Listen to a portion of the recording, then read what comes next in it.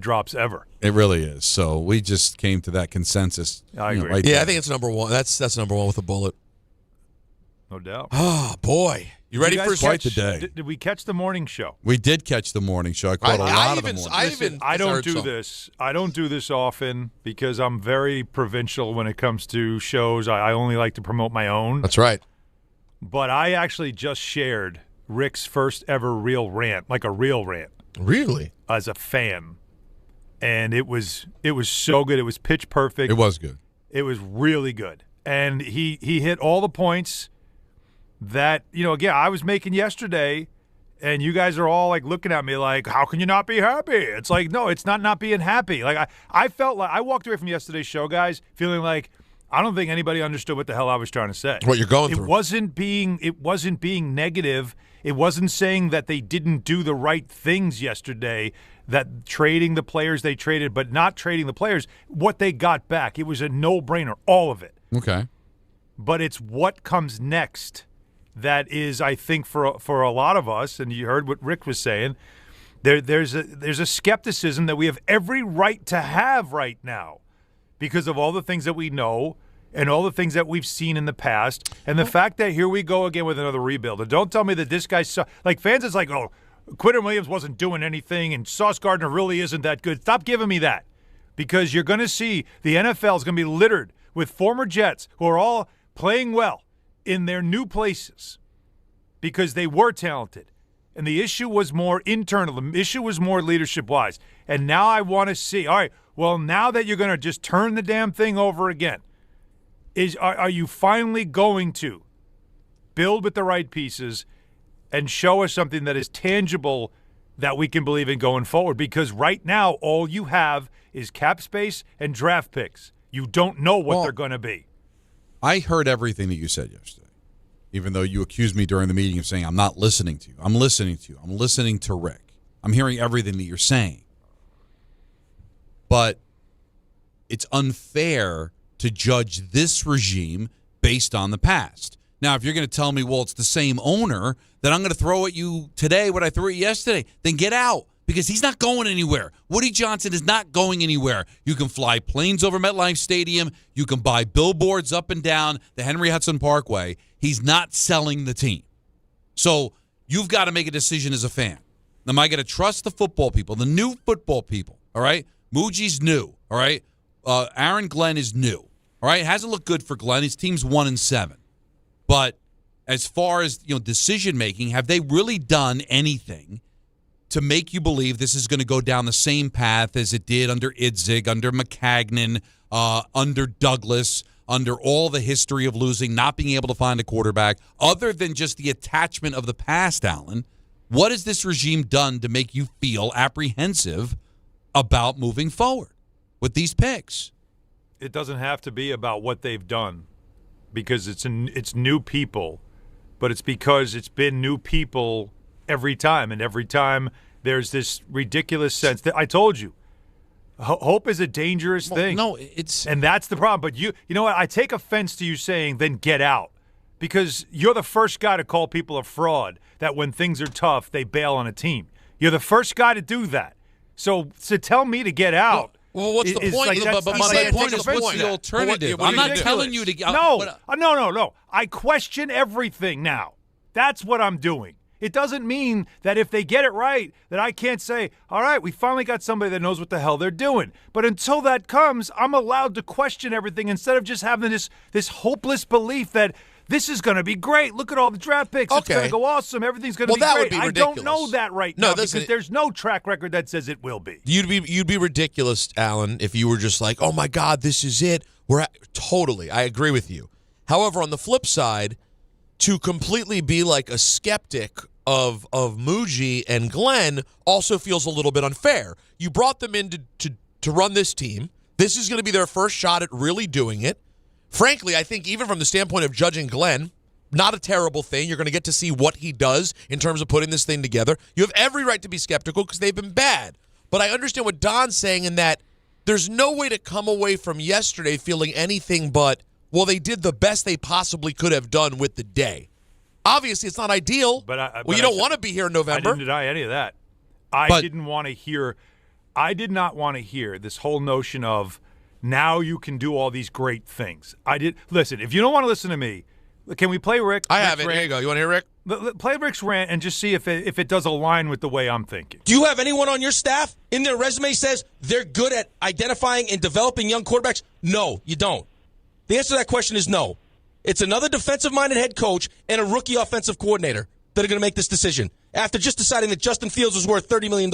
Sorry for not being optimistic about it. I understand why you would feel like that. I can honestly, I understand anything. I can't stand fans like that. I understand why you would be optimistic. I understand why you'd be pessimistic. I understand all of it. I don't think there is a right way to act. We just did this. Yeah. With the second overall pick. And did well outside of that pick. Had 5 ones. 4 of them you'd say you hit probably home runs on. And a second-round pick you hit on. And you're still back to square one. Right. Again. And we're now full rebuild. Now we're full rebuild. Again. And I can listen to my GM tell me it's about winning. And how many games are you going to win now? And I told you you're going to win maybe 2. Maybe 2. And I told RJ, like this, you're years away from going to the playoffs. He's like, you think? No. Years away. It's because it's the Jets. No, I said what I said. If you actually do hit on the quarterback and he looks the way that Jackson Dart looks, there is a chance that all of a sudden now it speeds up that process. But forgive me if I don't believe that the Jets and this new regime are going to be the ones that figure it out. Yeah, I agree with you. But if he calls and he says he has positivity, I think that's fair as well. He can have his positivity. He can. It's blind faith. The problem is it's always blind faith, but if it was like a Brett Veach, you would believe it. Yeah, right, but it's not, though. Right. And you're the sheep that keeps buying in, because this is why they're able to do it. Because you're fans. Whereas they keep selling you hope. They haven't made the playoffs in 15 years. They don't know how to win. They can't win. The only thing they can do is sell you a rebuild and hope. That's right. all we keep doing. That's it's right. a cycle. That's right. It's a vicious cycle. Oh, I'm excited. Look at the value you're an addict, is what you are. Look at the value we got. Because you can't get out. You can't. I mean, there is no fan base in sports that is more accepting of a rebuild than New York Jets fans. We love it. We can't get enough of it. Oh, our best player. We got 2 first-round picks. I like the laugh. Have you ever heard him get that unhinged on the air? But he has never been like that, ever. In all the years I've worked with him and all the years I've listened since he has started doing this, he has always been somebody that has maintained control and always given you reason. He's always talked about what a front office is thinking and doing, and he uses his professional experience in what he's seen. I have never heard him lose it like that, and here's why. The guy you're believing in, the general manager, first of all, I want everybody to understand something. Darren Mougey, first of all, he 3 years he was an assistant. He was an assistant general manager. All right? Yes, he learned under the arm of George Payton in Denver. But he has been a college scout, and then he was an assistant GM for just 3 years before he took this job. Keep that in mind. He's not making the final choice. He is not in charge. Everybody thinks the GM is in charge. He's not. This is Aaron Glenn. The picks will be Aaron Glenn's decision. Justin Fields was Aaron Glenn's decision. Just keep that in mind. So you cannot tell me that somebody that has 3 years experience as an assistant general manager is now going to come in and he's going to just what did Rich Sweeney call it? The transformational day in franchise history. That's right. So pardon me for being just a little skeptical that instead of having somebody with actual real experience and resume, that I'm supposed to now blindly believe that this next rebuild is going to go swimmingly. It's great. It's all going to go great. They have draft picks, and there's no quarterbacks worth a damn coming out in this draft. None. Nobody that you would start right away. So you got to also find yourself a bridge quarterback or somebody good enough to start in the meantime. You better have a plan. And I also believe in what's being said, that they don't even think about using draft picks to draft a quarterback. They're going to use some of this stuff to get a quarterback in a trade. Who is that going to be? And when I hear Bart Scott say Kyler Murray, again, I'm sorry if I don't get excited and start wanting to buy a Kyler Murray Jets jersey. Those are all things that don't excite me as a fan and make me feel like we're staying on the hamster wheel once again. And by the way, if this thing doesn't work, it's been 15 years. They're not going to make the playoffs. It'll be 15 years. If this doesn't work, we're going to be talking 2 decades of not making the playoffs. 2 decades. Who does that? So I'm sorry if I don't have all the optimism in the world. I am skeptical. I'm going to sit back and watch. And all yesterday was doing the right thing to set yourself up. But the hard part's coming. All right. The decisions that you're going to make that are going to transform the franchise. But what did you want them to do yesterday? Not do anything? Or you want Done. Stop. You keep doing this. I already What am I said, doing, Alan? And having a conversation with you. No, you keep saying, what should they have done yesterday? I already told you. Right. Yesterday You was don't the right thing to do. Yesterday was the right thing to do. It's what comes from here is what I'm talking about. Nobody's criticizing what they did yesterday. It's the excitement that all of a sudden everybody has about it that But who doesn't make has that sense. stuff? I don't think anybody like, should be. who- I'm not telling you to be excited. I mean, are you It's referring just- to Samini saying transformational day? Well, Rich's not excited. He's I right. think this is the rub. Yeah. I'm not saying that you should be jumping up and down, and I'd be questioning anybody that would be jumping up and down. But you could still acknowledge that. Hey, listen, the right thing was done, and we're going to see. But the fact that they've missed the playoffs going on 15 straight years has only partial to do with this regime. It has to do with the previous regime. And when they began this season, and I told you this all summer long, that this team was not going to be any good. That's why they downplayed it. They didn't get crazy promoting Aaron Glenn, sending him around all over the place, because I think they kind of knew that this was a possibility. Because a new regime's going to come in, and they're going to blow up what was not working. As talented as the Jets roster was, it was not working. You heard Riddick on earlier this morning. He's like, the one problem the Jets don't have, they always had talent. That's why they were able to make these trades, because they didn't have the right talent. They didn't have the coach. They didn't have the quarterback. They didn't have the right talent in the right places, and that's why they didn't win, because ultimately you want to win. And you knew going into the season that you weren't going to win, except the few Jet fans are like, I think this team might be able to win 8-9 games. Well, those were the people that were deluded. Mm-hmm. And they were delusional people and took it out on the Jets when they didn't do that. That's Jets, this was going to be the plan all along. In my mind, this was going to be the plan. That Mougey was going to come in and he was going to blow it up. He was going to get rid of the players that weren't working for them, get as much draft capital as possible to finally get the talent in the right place. Because the thing the Jets have been missing forever is a head coach and a quarterback. We'll find out about Aaron Glenn. So far, not great. 1-7. But as far as finding that quarterback, that's what it means. All this other talent doesn't matter if you don't make it work with the quarterback. And so they're trying to find that. And it might take a little bit.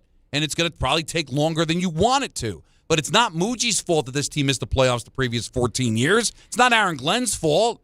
You hope that they're going to get it right, and you've got to allow them to try to get it right. So I understand your apprehension because the Jets' history is not great. But if you focus on Mougey and you focus on this regime, I think that you should have some hope.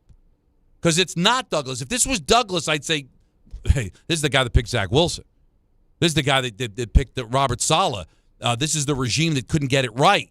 Well, we don't know that this regime can't get it right, and I wouldn't pigeonhole them with Justin Fields because I think Justin Fields is a part of, hey, maybe we'll catch lightning in a bottle. If not, we've got the ability to blow it up, and we're not stuck in some contract that's going to hurt us from doing that. Why not skew positive? That's all I'm asking you to do. I'm not asking you to jump up and down. I'm not asking you to celebrate Christmas Day. I'm just scared. Why can't you skew positive? Can't skew. Well, that's on you, man. That's on you.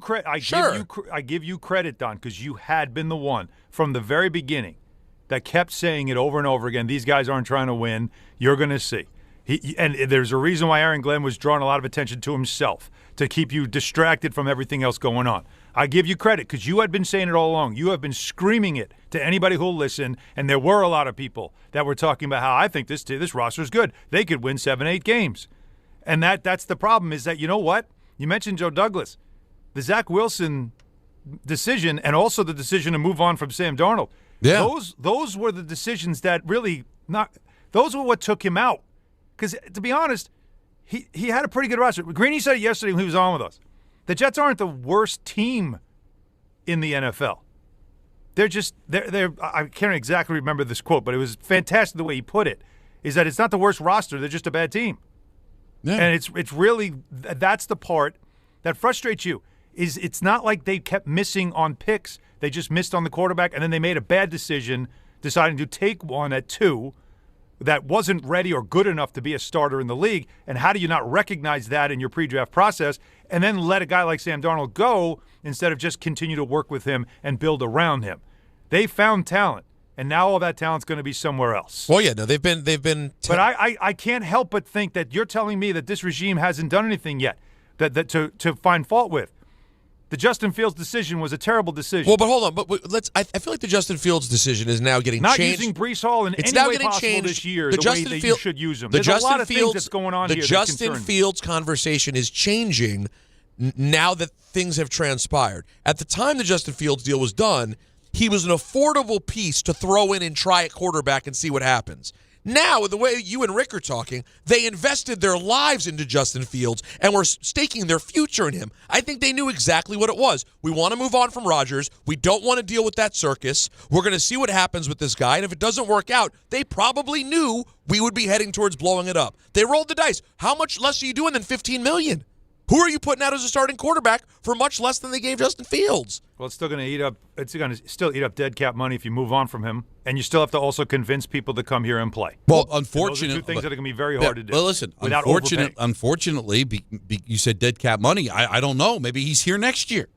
He's got another year left on his contract. It doesn't look like they have any intention of being great next year either. It just also adds to the value of what their first-round pick will be next year. It's not going to be pleasant here, guys. It's going to be a bad couple of years. But you know what? You know who you thank for that? You thank Robert Saleh. You thank Joe Douglas. The one thing I'll say is it's the same owner. But maybe these are the guys that are going to get it right. History's on your side. They never seem to get it right. But you admit it. This was the right thing to do. Mm-hmm. This regime came in here. They had to change over what had happened in the past. And they've got to at least open the door to find whoever that next quarterback is going to be. I and the talent that you got rid of, even if you kept them, Allen, and stayed competitive, these are guys that are not going to be helpful to you once you eventually do turn the corner. You're going to have to give the contract to Quinnen Williams. Now you don't have to do that, and you gave Sauce Gardner the contract to get the 2 first-round picks. A lot of good happened yesterday. A lot of good happened as far as what you got back. Yes. And now you have some things to work with, which includes cap space and, of course, draft capital, which are two valuable things. I still say currency of hope, but that's the whole idea. Is it's what you need when you're trying to do. That's all you can hope to. Reset. Yeah. And when it's a new regime, they never want to build with other people's players. You know, that's what Daboll and Shane did for year one. They had success, and then they had to get their own guys in. And how's it look since then? Well, but I cannot help but just wonder, like, all these things that need to be done. I'm going to look at an NFL and see that, you know, the Jets actually did have good players on this roster. They just couldn't win with them, which isn't a player issue. It's another issue completely. And that's the part that frustrates me the most. And that's why, again, the skepticism that still exists within me is because now I have to get to a point where I can't have hope or believe in something or have optimism. I am literally in the place now of, you got to show me. Well, you got to show me. I'm not going to get excited until you show me something. If I remember correctly, Alan, I think you liked the Darren Mougey hire when they did it. I thought you liked it. Am I wrong? I thought when they hired him that you felt good about it. I'm sure I did. And I don't think there's anything. It was somebody that worked under someone that knew what the hell they were doing. Right. George Payton knows what he's doing. And I don't think he's done anything to change or should have changed your mind about that. Now, Aaron Glenn's different because he is the head coach of a team that's 1-7. Yeah, and I don't think Mougey is a final say guy on personnel. I think it's Aaron Glenn. Well, we don't know that. I'm not saying you're wrong.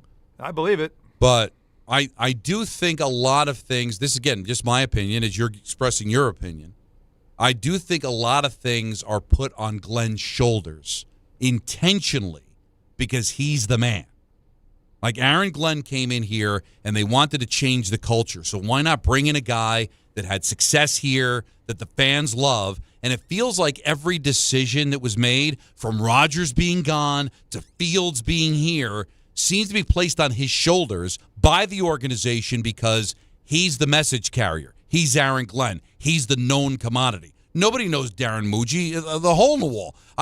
Before yesterday, I'm sure a lot of Jet fans wouldn't even be able to pick him out of a lineup. But Aaron Glenn, they know. He's got blood in the ground, as you like to say. Mm-hmm. So I'm not sure Glenn's making these decisions, but I think the Jets wanted the world to think he was making the decisions because he's a brand name that the fans can trust. But I still believe Mougey is pulling a lot of strings. Unfortunately, I think the owner, Woody Johnson's pulling a lot of strings. Yep. And that's where I think your lack of confidence makes sense Because at the end of the day, if you got bad ownership, you're not going anywhere. But in the interim, you want to make sure you've got good football people in there. And I don't think there's anything that's happened to make you believe that Darren Mougey is not a good football guy, other than the fact that he's the general manager of the Jets, and they never seem to hire the right guy. But it is possible that he's the right guy. In theory. And if he is the right guy, yesterday was a glorious day because this is going to be an opportunity to finally change it and move the needle. And we'll see. I understand your apprehension, but I do think there's enough there to be positive about, doing what had to be done, and just hope they get it right. Hope sucks. I get it, but I think the foundation of a lot of it is exactly what you just said: is the ownership and knowing how much he's hands-on, and the concern of, as long as that guy is in the room, right, part of decision making, how can I possibly trust that they're going to get it right? Because that Zach Wilson pick now, when everybody had all these conspiracy theories about, it's got JetBlue family JetBlue, thing. yeah. And I was like, that's ridiculous. Who would do that? Mm-hmm. And now the more you know, the more you start going, maybe that's not so crazy. And can that's you imagine why, making a decision at the number 2 pick of the draft based on that? And listen, the Fraud Fridays and everything, I never encourage anybody to quit on their team. But I'm just saying, if you've had it to the point where nothing they're going to do is going to get you excited or get you happy, and that you've given up to that point, well, then you got to go, man, because what pleasure is this team ever going to give you? Because Woody Johnson's not going anywhere. So that's why I brought that up, Alan. I don't want anybody to give up on their team. It'd be fraudulent if you found another team, but I can understand a Jet fan saying, listen, none of this ever works. I'm not going to bother anymore. Because as long as he's the owner, we're never going to win. Well, it did work. It worked when Rex took over, and Mike Tannenbaum was in charge. Right. Mike Tannenbaum knows what he's doing. Like, you started to see, it did start to work. That's why the Maras worked when they got Young and Accorsi. Like, that's the one thing that you can hang your hat on, is that even the worst owner in the world can eventually step in it and hire the right guy. Yeah. And if he hires the right guy and does the right things, you can overcome the bad ownership. Mm-hmm. Remember, Woody Johnson, as you just said, was the owner of the team when they went back-to-back championship games, right? So you got to hope that this is, and I know you hate the word hope, but that's all you got at this point. Right now. And you got to do what you got to do. 1-800-919-3776, spirited start to the show. I'll say. We've got, at 4 o'clock, Booger McFarland going to be coming on. Great spot, bad guy. At 4:30, we're going to have a list. I've curated a list, unbeknownst to Peter or to Alan, because Alan was at the Garden, and I didn't let Peter know, so we'll see. I think you guys are going to be on board with this. Everybody else was pretty excited about it while I was putting it together. ENN at 6. We got a full frontal show today, right till 7 o'clock. Oh, my favorite kind. Because you're taking you up to Cat's old team. T-Wolves coming to town to take on the Knicks. Wolves. And Alan's going to be a part of the coverage. So what is it? You could say Timberwolves or you say Wolves. You can't say T-Wolves anymore, correct? That's what I've heard. Really? I don't care. I don't care what they say. That's what I thing? heard. Oh, I didn't know that. That's Anthony, a thing. that's a That's thing, good to right? know. I'll be on the call tonight, so I better not say Well, go T-Wolves. double check. Give A-Rod a call and see if maybe he's got some ideas about it. It's Don Hahn and Rosenberg till 7 o'clock here on ESPN New York. New York Islanders hockey is back at UBS Arena, and it's time to bring the family and make some noise. With more afternoon games this season, the Islanders have special kids-themed games and activities for young fans. Play games pregame at the park and head inside for fun on the concourse and on the ice. Tickets for the 2025-26 season are on sale now. Get your tickets at NewYorkIslanders.com.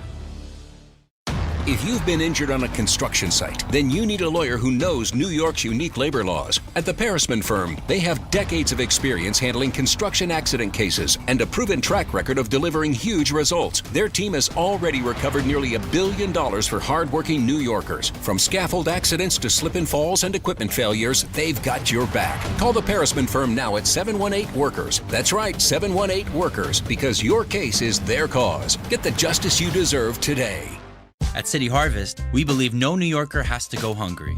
With your help, we're on the road 365 days a year, rescuing over 77 million pounds of nutritious food and delivering it free to millions of New Yorkers, transforming surplus food into sustenance, sustainability, and smiles, rallying thousands of New Yorkers to power a network of nourishment across our city. One day, one meal, and one New Yorker at a time. That's how we feed good. Donate at cityharvest.org. You make sure his toys don't have any sharp edges. You taught her what to do when the smoke alarm goes off and to wear a helmet when she rides her bicycle. You do so much to keep your child safe. But are you using the right car seat for your child? Car crashes are a leading killer of children ages 1 to 13.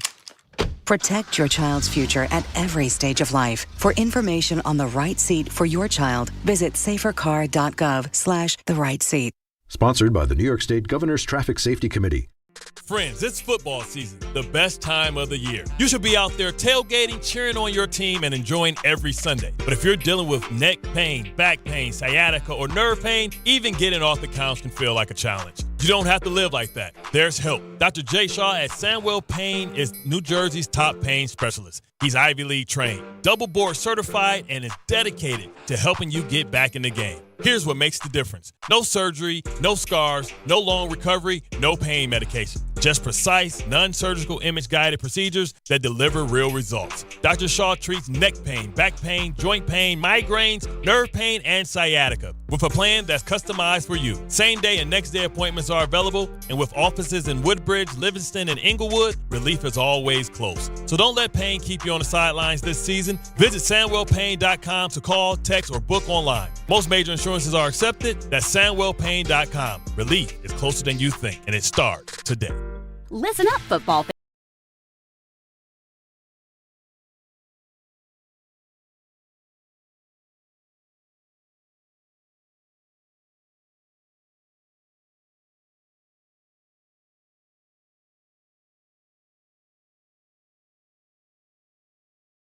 It's never ordinary at Bet365. Gambling problem? Call 1-800-GAMBLER. 21 plus only. Must be physically located in New Jersey. T&Cs apply. In-app only.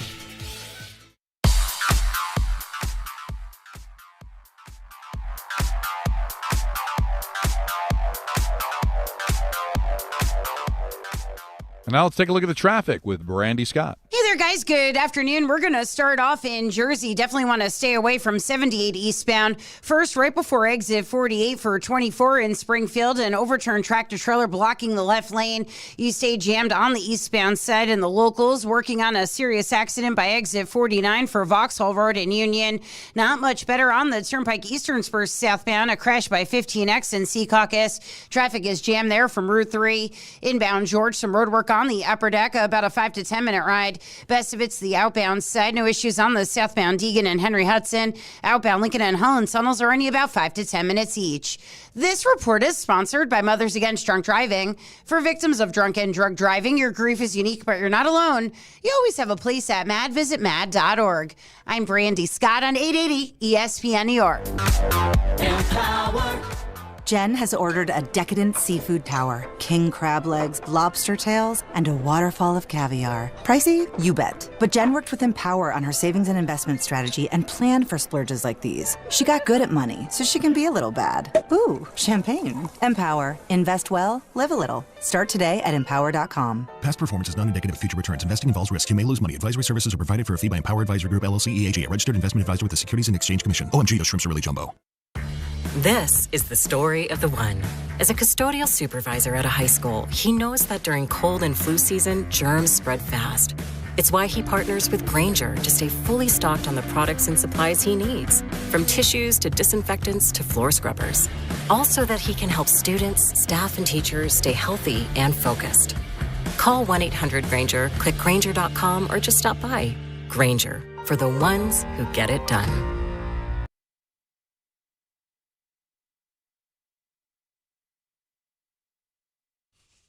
Game Time is brought to you by Tullamore Dew Irish Whiskey, because when it's game time, fellas.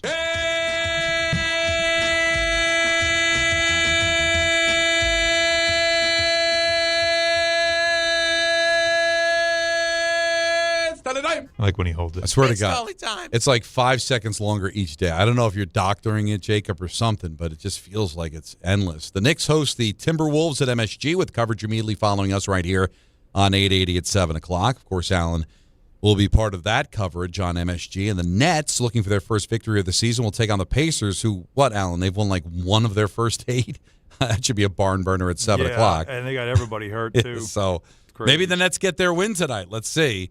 Tullamore Dew, the original triple distilled, triple blended, and triple cast matured Irish whiskey. Be sure to grab a Tullamore Dew or try the new Tullamore Dew Honey during today's action. Glasses up to enjoying Tullamore Dew responsibly. Ready for some phone calls? Let's do that. By the way, if the Nets don't win tonight, everybody, I'm looking at their injury report, nobody's playing. No McConnell, no Nembhard, no Toppin, no Mathurin. We already know Halliburton's out. I mean, my God. Like, if you don't win tonight, and Jordy's a good coach, but these guys have got to get this win tonight. Anyways. Not good. And we were talking off the air. I hope you don't mind me bringing this up, but they've got a tremendous broadcast on both radio and television. Who's that? The Nets. I mean, they are absolutely terrific on both sides. We've talked about Iron Eagle and and it's Iron Eagle. Chris Carino on the radio. Yep. Hapstraw. Because when I got back from Anaheim, I popped on their broadcast drive. I know because it was the only game going on that night. I'm like, man, they deserve better. No, it's parking a Ferrari in the garage. Yeah, right? like what Michael used to always say. It's The like Mona Lisa. hanging a Mona Lisa in the garage. It's because they're so, and it's got to be tough, man, right? Like nobody's ever. Allen had to do with some miserable Knicks seasons and all. Oh. We've all been there. But to just know that it's not about this year, it's been a lot of losing since they tried to put it together. Seriously, but you know the feeling is like when you are going through like years where the team is just non-competitive, and you got to do these broadcasts, and it's like you feel like you got to turn water into wine. You know, like every miracle possible. Just it's a great gig. Nobody feels like bad for you. But you still got to entertain people. No, but that's right. But the point is, I'm driving home and I just had it on. And I don't have a vested interest, but it's a good broadcast, and they're making it sound big because that's their job, and it's not worth it because you can't make it into better than what it is, but they do because they're professional and they're really good at what they do, and they deserve a chance to just have a better team. So hopefully, at some point, it'll turn around for the Nets. Let's get to the busy phones. Let's start it off with Danny in Center Point. You're on ESPN New York. What's up, Danny? Hey, guys. Alan, listen, man. You and I go back, and we got a lot of hours together, and we've been in jet purgatory for a long time, man. And I'm with you. Believe me, I'm with you. And I think I am because, again, we've had a lot of talks. And same with Rick, man. I mean, I have a lot of talks with those guys in the morning, and I get it. I am totally getting where you're coming from. But God almighty, I am so lockstep with Don, it's not even funny. I mean, and again, Alan, I bleed hard, man. But I'm going by what we have in front of us right now. And to me, this man just did what he had to do. He had to put his stamp on this team. He has set us up like we're supposed to be set up in a complete rebuild. I hate the rebuild, right, Don? And Rick said it Alan, Rick said it perfectly as well. I'm sick and tired of the rebuild. But you know what? We didn't go get McCarthy. We didn't go get a proven guy. So this is what we're dealing with. And we have to judge this man on what he's doing. And to be perfectly honest with you, and please, Alan, don't think I'm crazy. I think he's doing a pretty decent job. He's made a couple of questionable calls, no doubt. But the guy's got to learn, right? He's a new coach making decisions for the first time. But as far as judging him wholeheartedly, right, he really hasn't done a bad job. Their draft picks this first time around hasn't been bad, right? I mean, he's putting us in a position at this point to do anything we have to do, whether it be trade up and get the picks that we need or stock them all together and go get a stud from another team. But the bottom line is we have that ability at this point because of what he just did. So, I am with you 100, Alan. You know I am. I can't take the rebuild. But I think this man just did what he had to do for the future of this team and put his stamp on it. And I want to give him the reins that he needs. And I think we deserve to give him the reins. But, yeah, I'm sick of it myself because it's going to be a few years of more purgatory. But this is where we have to start. And unfortunately, unfortunately, it's what we signed up for. I'm not giving up. You know, the flag's still out there. I'm still getting ridiculed. I still look like a fool wearing my Jet stuff, but I'm doing it. And I have to lock in, and I have to hope that this guy's pedigree from being a player, then being a scout, then being a coordinator has molded him to do this the right way. So, I mean, I just, that's where I am, Alan. And, you know, I love you, man. But, Don, you're 100% right. Don't judge this man on the demons of the past because he wasn't part of it. Give him what he needs, and he's taking a shot. And you know what? I'd stock them all together, Alan, and I would go get Joe Burrow. Tell the Bengals, here's all the picks I just got yesterday. Give me Joe Burrow. You don't want it, then you're a fool. But I would take that guy because he's the stud, and he's the guy we need if we can keep him upright. So thank you as always, guys, and I appreciate it. Listen, right, thanks, again, to make it clear, this is not about yesterday and the job done. It was a good job, especially getting the second pick from the Colts. That's excellent. That's a 3 good first-round day. picks on free agency day is a good day. And having all those draft picks over the next 2 drafts, that's all that value is there. That is all good, and I never doubted any of that. I never said anything negative about what was done. It's what comes next, and we're back in that place. And, you know, you could hear Danny's fighting it. Like, he wants to believe because he's a diehard. Like, he wears it on his sleeve, literally. And he has no choice but to believe. At this point now, I'm a skeptic because I'll be the first one the minute it starts to, I'll be like, you know what? I didn't want to believe it, but he did it, and good for him. If it works, I'll be the first one to say how surprised I am, but pleasantly surprised. But at this point, that's what I have to be. I almost have to be a pessimist because I know the inevitable failure is coming. And that's my problem right now, until it turns, until something shows me that it is not the same old Jets. That's the only reason why it's hard for me to just turn around and go, oh, this is going to be awesome. Look at all these great opportunities and great options that they have. I'm exhausted from years of doing this. And we just did it a couple of years ago. Jaquan in New Jersey says he's the one that set Rick off this morning. You're on ESPN New good York. for you, man. How are you, buddy?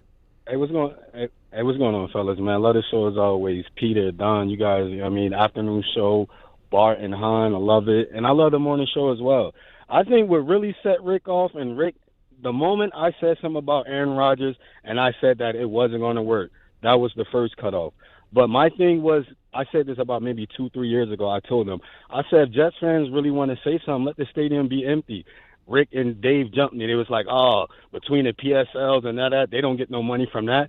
But now we come back full circle, and now I'm being called a sheep because I'm loyal to the team that I said 3 years ago, if you want change, to stop showing up.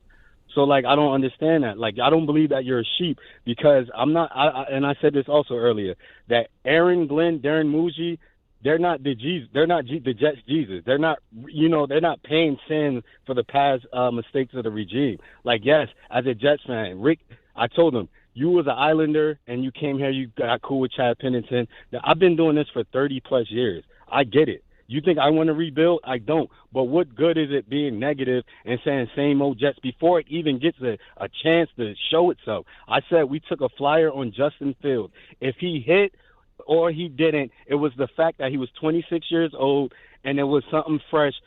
Aaron Glenn and Aaron Rodgers, I don't believe that was going to work. So we took a flyer on Justin Fields. It hasn't worked. We're 1-7. We didn't win with Sauce. We didn't win with Quinnen. I'm not going to knock those guys as if they weren't great players. But if we could get 2 1s for Sauce, and a lot of fans feel like he fell off a little bit, you're not going to take that? You got a 1. We didn't have a 2 next year. We got Dallas's 2 now, and we got that for Quinnen Williams. He didn't want to be here. So all I said was just get a man a chance. If we're wrong, if we're wrong, I'll eat my words. But at the end of the day, we've been wrong. So what good is it just to be negative? If you got a chance to just give him a chance. That's all I was saying to Rick. It's a fair point. I guess he just went off. Well, listen, it's a different perspective. But I love what though. you did because I've never seen him that unhinged on the air before, and I stress on the air before. To see that side of him and the fan of him come out and the frustration come out, I thought was cathartic. It made for great radio, but it was also, I think, extremely genuine. Oh, there's no question about it. It was not performative of all. He doesn't do those things. He doesn't do that. No. No, listen, some people are going to be positive in this spot, and some people, I can't be the person who dictates how a fan chooses to handle their fanship. But I just think that if you are a fan and you want to remain a fan, we can't alter reality. The Jets season is what it is. You have a moment now where they won a game a couple of weeks ago. They go on a bye. They get 3 number 1 picks at the deadline. Maybe they go beat Cleveland on Sunday, and you feel like, hey, considering we're living in perpetual hell, the last few weeks, not so bad. Now, if you get a few bucks in your pocket, what you could do is head over to Amazon and use Amazon Pickup. Yes, you can. Because the ultimate convenience play. Now, Amazon's a part of your everyday life already, but Amazon Pickup takes it to the next level. If you're pressed for time, you're on the go, like I am, you can choose to send your orders straight to a secure pickup location that works for you. Amazon lockers and counters are located near you no matter where you're at, and your package is ready when you are. So that way, if you've got work, family, like I have a little baby at home, I'm always on the move. Well, it's so easy to use Amazon Pickup. Choose a pickup location that's convenient for you. You get an email confirmation when the package is ready with instructions how to pick it up. It's quick, secure, no extra cost. Check it out for yourself. Go to Amazon.com/pickupmvp to learn more. That's Amazon.com/pickupmvp. Now, Mougey did speak about the possible rebuild and all that. It's kind of interesting comments that I'm not 100% on board with. Booger McFarland will join us at 4 o'clock. We got a list at 4:30. Ian at 6. We got a full show today till 7. And then it's Knicks basketball on ESPN New York.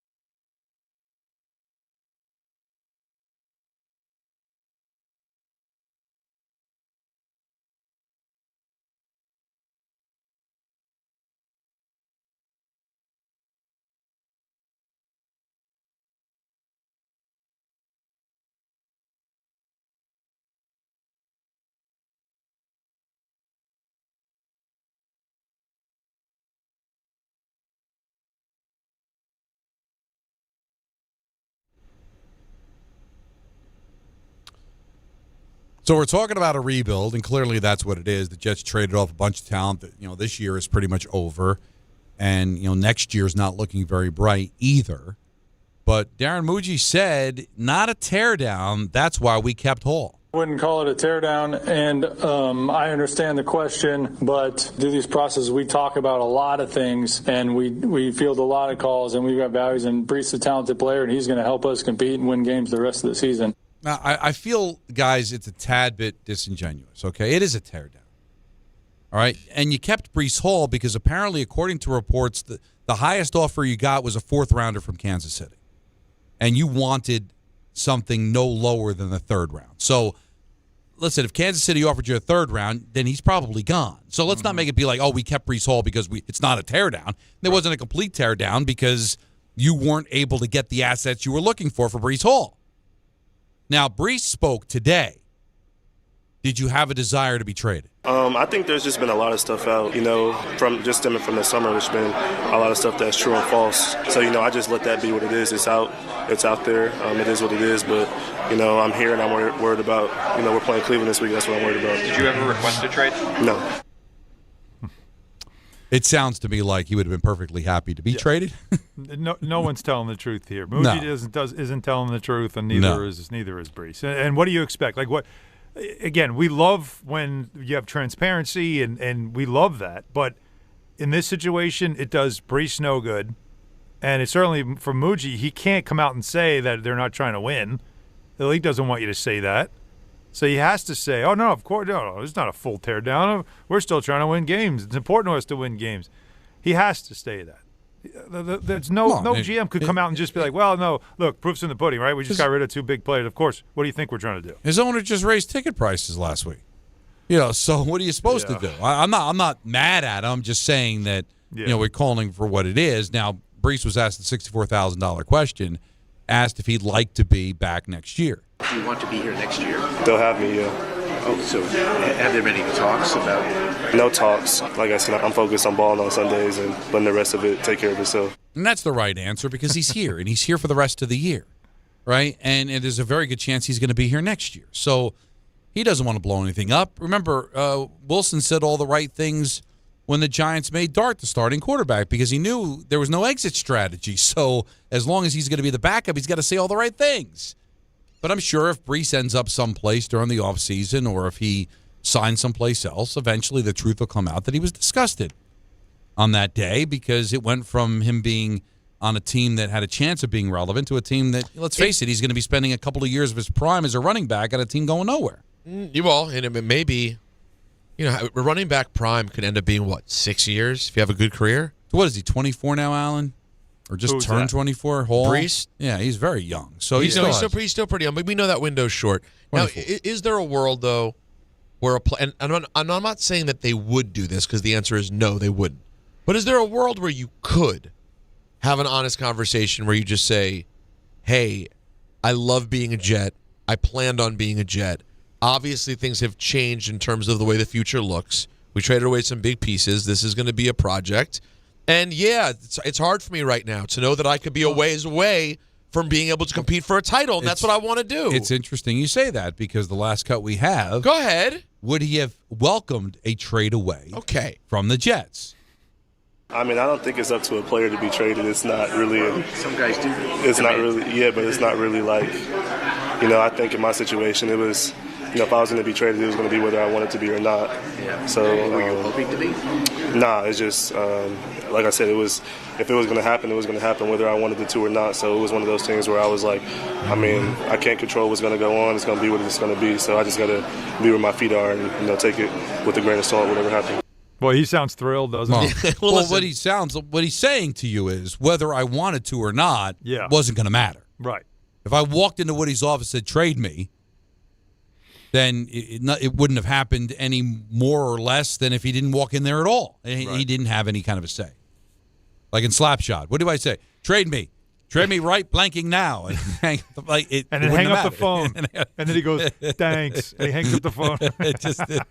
If he had done that, it wouldn't have mattered. I mean, they were going to do what they're going to do. So acceptance is the word that I get from Brees Hall. Oh, yeah. It's just accepting and by the way, reality. Even though I'm saying I'd love to hear him say the truth, I just want to say I totally understand what he's doing. And you know what? He's also thinking, hey, this might be my home for the next few years. I don't want fans to ever think it's a totally respectable way to handle it. We know it's not true. And I don't and by the way, Brees, from the three of us, we don't blame you. No. We feel you've been nothing but a good soldier, and it's a tough spot to be in. Now, think about this, too. Braylon Allen doesn't get hurt. Do they move him regardless if they take the third? Because they still need somebody to, right? You need somebody. If Braylon Allen doesn't get hurt? Braylon Allen's good. It's probably, right? I don't know if it's official yet, but I mean, I don't think he's coming back this season. Yeah, somebody's got to run the ball. Yeah, so, right? Doesn't it feel like that? Like that's also part of the reason? Like, yes. We can't really afford to not have a running back. Right. You've got to field the team. Even if your sole purpose isn't to win the game, you still have to have a roster. You still have to play. You know what's interesting? Let me throw something at you. All right. We know they're a couple years away from trying to compete in earnest, right? Does that part of it make you say, screw it, let's just hope they win as many games as they can the rest of the way? And, Don, try to remove the fact that you always prefer a team to win and not intentionally lose. But, if they come back and win again on Sunday in Cleveland, if you're a fan right now, do you not want to see them get to 2 wins? Allen has already stated, and no less of an authority than Mike Greenberg seems to echo the same thing, and many others, there's not a lot out there. And if you don't end up past 1, there might not be anything out there at quarterback. Because that's the case, would you rather just see if you can win for this coach a bit, build a little mojo? You're looking for what's the motivation to lose. The motivation to lose is get as high a pick as possible. But we know that might not mean anything. Winning tells me maybe this coach is good. That's what I might rather see that. Because ultimately what you're looking for, what all these picks you hope to do is be able to find a quarterback. Mm-hmm. Or at least give yourself options for a quarterback. The other thing you're going to have to find out is if you have the coach. Now, they just gave Glenn a contract. So the hope is that the jury's still out on him. So, yeah, if I'm a fan, I root for them to play well, and I'm rooting for Aaron Glenn to be the guy. Because the idea that they're going to get rid of him after 1 year, I just don't – I can't see it. I just can't see that it's going to be done in 1 year. Vinny in Staten Island disagrees. You're on ESPN New York. What's up, Vin? How you doing, guys? Guys, this is not a teardown. You got rid of Sauce Gardner, who hasn't been on the field all year and is playing terrible, and you got rid of Quinnen Williams, who hasn't had a good year in 3 years. It's not a teardown. You just got 5 number 1 picks. It's not even close to a teardown. You got so many pieces on offense on this team. Listen, Justin Fields, probably not the guy. You go out, you got a guy like Jacoby Brissett, who's tearing it up in Arizona. Okay? You get a quarterback with Garrett Wilson. You got 2 number 1 picks next year. You got 2 of the best receivers in the draft. You got a good tight end. You got Braylon Allen back. You have something on offense. Now, the problem here is Aaron Glenn. It doesn't look like he's the coach. It just doesn't look like he's the coach that can do it. He just makes too many idiotic mistakes, and he's going to really have to learn a lot. So, in that case, got to stop saying it's a teardown because you really got rid of nothing. The guy who's going to come in. But you can't say Quinnen Williams is not. There's no world where you can say Quinnen Williams is nothing. You can't be one. You can't be 1-7. Get rid of 2 of your best players. Not call it a tear. Going to be just as good, if not better. Well, how do you know? It's easy to replace an interior off defensive lineman. What does he have? 1 sack this year? He doesn't. Okay. Just stop. All right, I'm not going to argue. We did the same thing. We're going to get into the semantics of it. Whatever. I'm on board with you. They did the right thing. Okay, but right. In order to make your point, you don't have to disrespect the players that got sent away. All right? Sauce Gardner is a good player. He was having a good year. All right? Now, whether you want to get into the semantics of tear down, whatever, you're 1-7 with these guys, okay? And you're talking about quarterbacks don't even have. Now, I don't know if Glenn's the guy. Obviously, if I'm going to judge it on record, you say, no, he's not the guy. They're 1-7. But the idea that he's gone at the end of the year, I just don't see it. I don't see it. They've invested in a lot, and we'll see. They still have 9 more weeks to change hearts and minds. Booger McFarland, our weekly spot with him, coming up next. Don Hahn and Rosenberg, ESPN New York.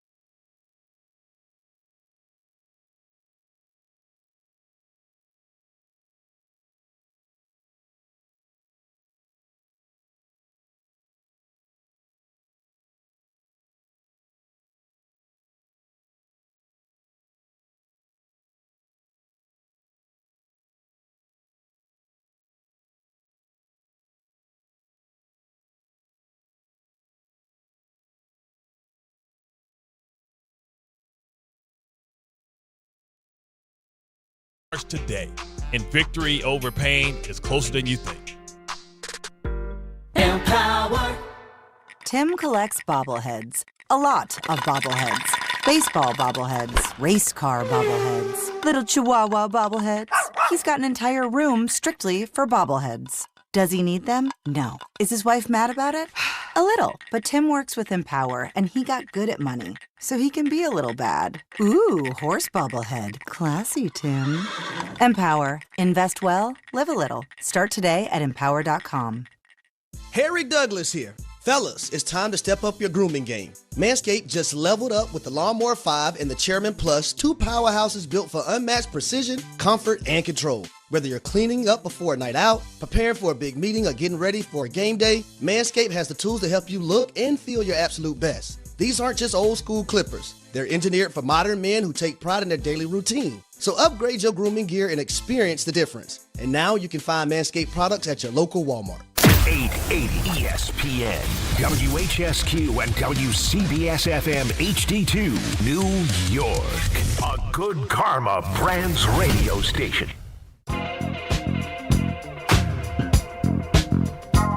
Four o'clock in the big city. Don, Hahn, and Rosenberg take you up until 7 o'clock. Good first hour. It's always a pleasure on a Wednesday to check in with Booger McFarland, Don LaGreca, Alan Hahn, Peter Rosenberg. How are you as we get ready for Week 9 in the NFL? What's up, fellas? How we doing? Good. Well, listen, Jets, Jets, Jets, right? It's been a big deal over the last 40 hours for them. So let's just start it off there. What did you think of their trade deadline? Well, I definitely understood what they were doing. It doesn't really pay to have high-priced defensive players and not have a quarterback. And so, the two timelines didn't really mesh up. Doesn't sound like Quinnen Williams was happy anyway, so you kind of accomplished two things with one. You get rid of a disgruntled player. You kind of reset your defense. You get a lot of draft capital, and you set yourself up to figure out what you're going to do at the most important position. I think it became obviously clear that the Jets needed a quarterback, and this organization is going nowhere without a quarterback. And so let's just kind of, I don't know if you say tear it down because they didn't get rid of Garrett Wilson, but I think they basically kind of took a defense that was pretty good, and they took the two highest paid players on that defense, and they said, we'll start over without these two. Let's figure out our quarterback, and then we'll go from there. It also signaled to me, I think this regime is going to be here a while.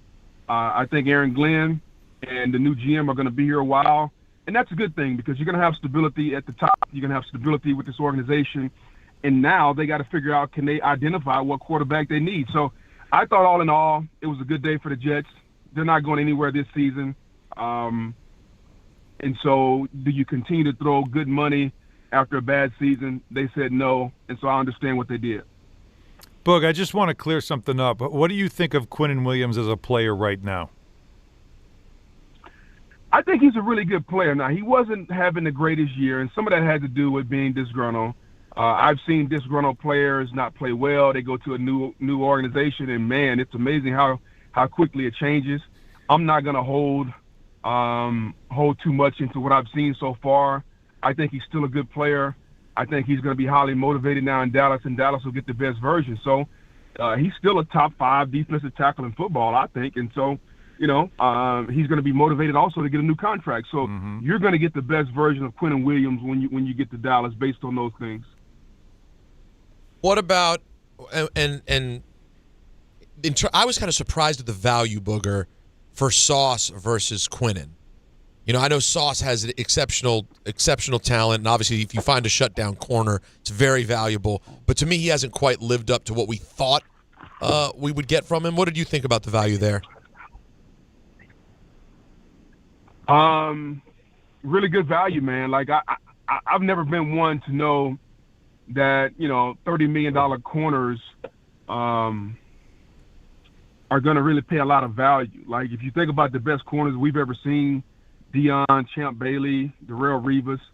Like, I don't think Sauce is in that category, but based on the market value, he's making $30 million a year. I think Indy needed a corner. They were willing to overpay based on where they are.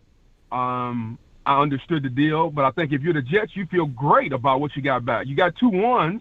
You got another one for Quinnen Williams. So now you got what do they got, 5 ones over the next 2 years?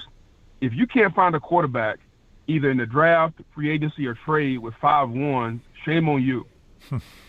All right, so let's evaluate the destination. Will the next quarterback of the Jets be via the draft, free agency, or could they trade for a veteran? What do you think is the most likely of options for them?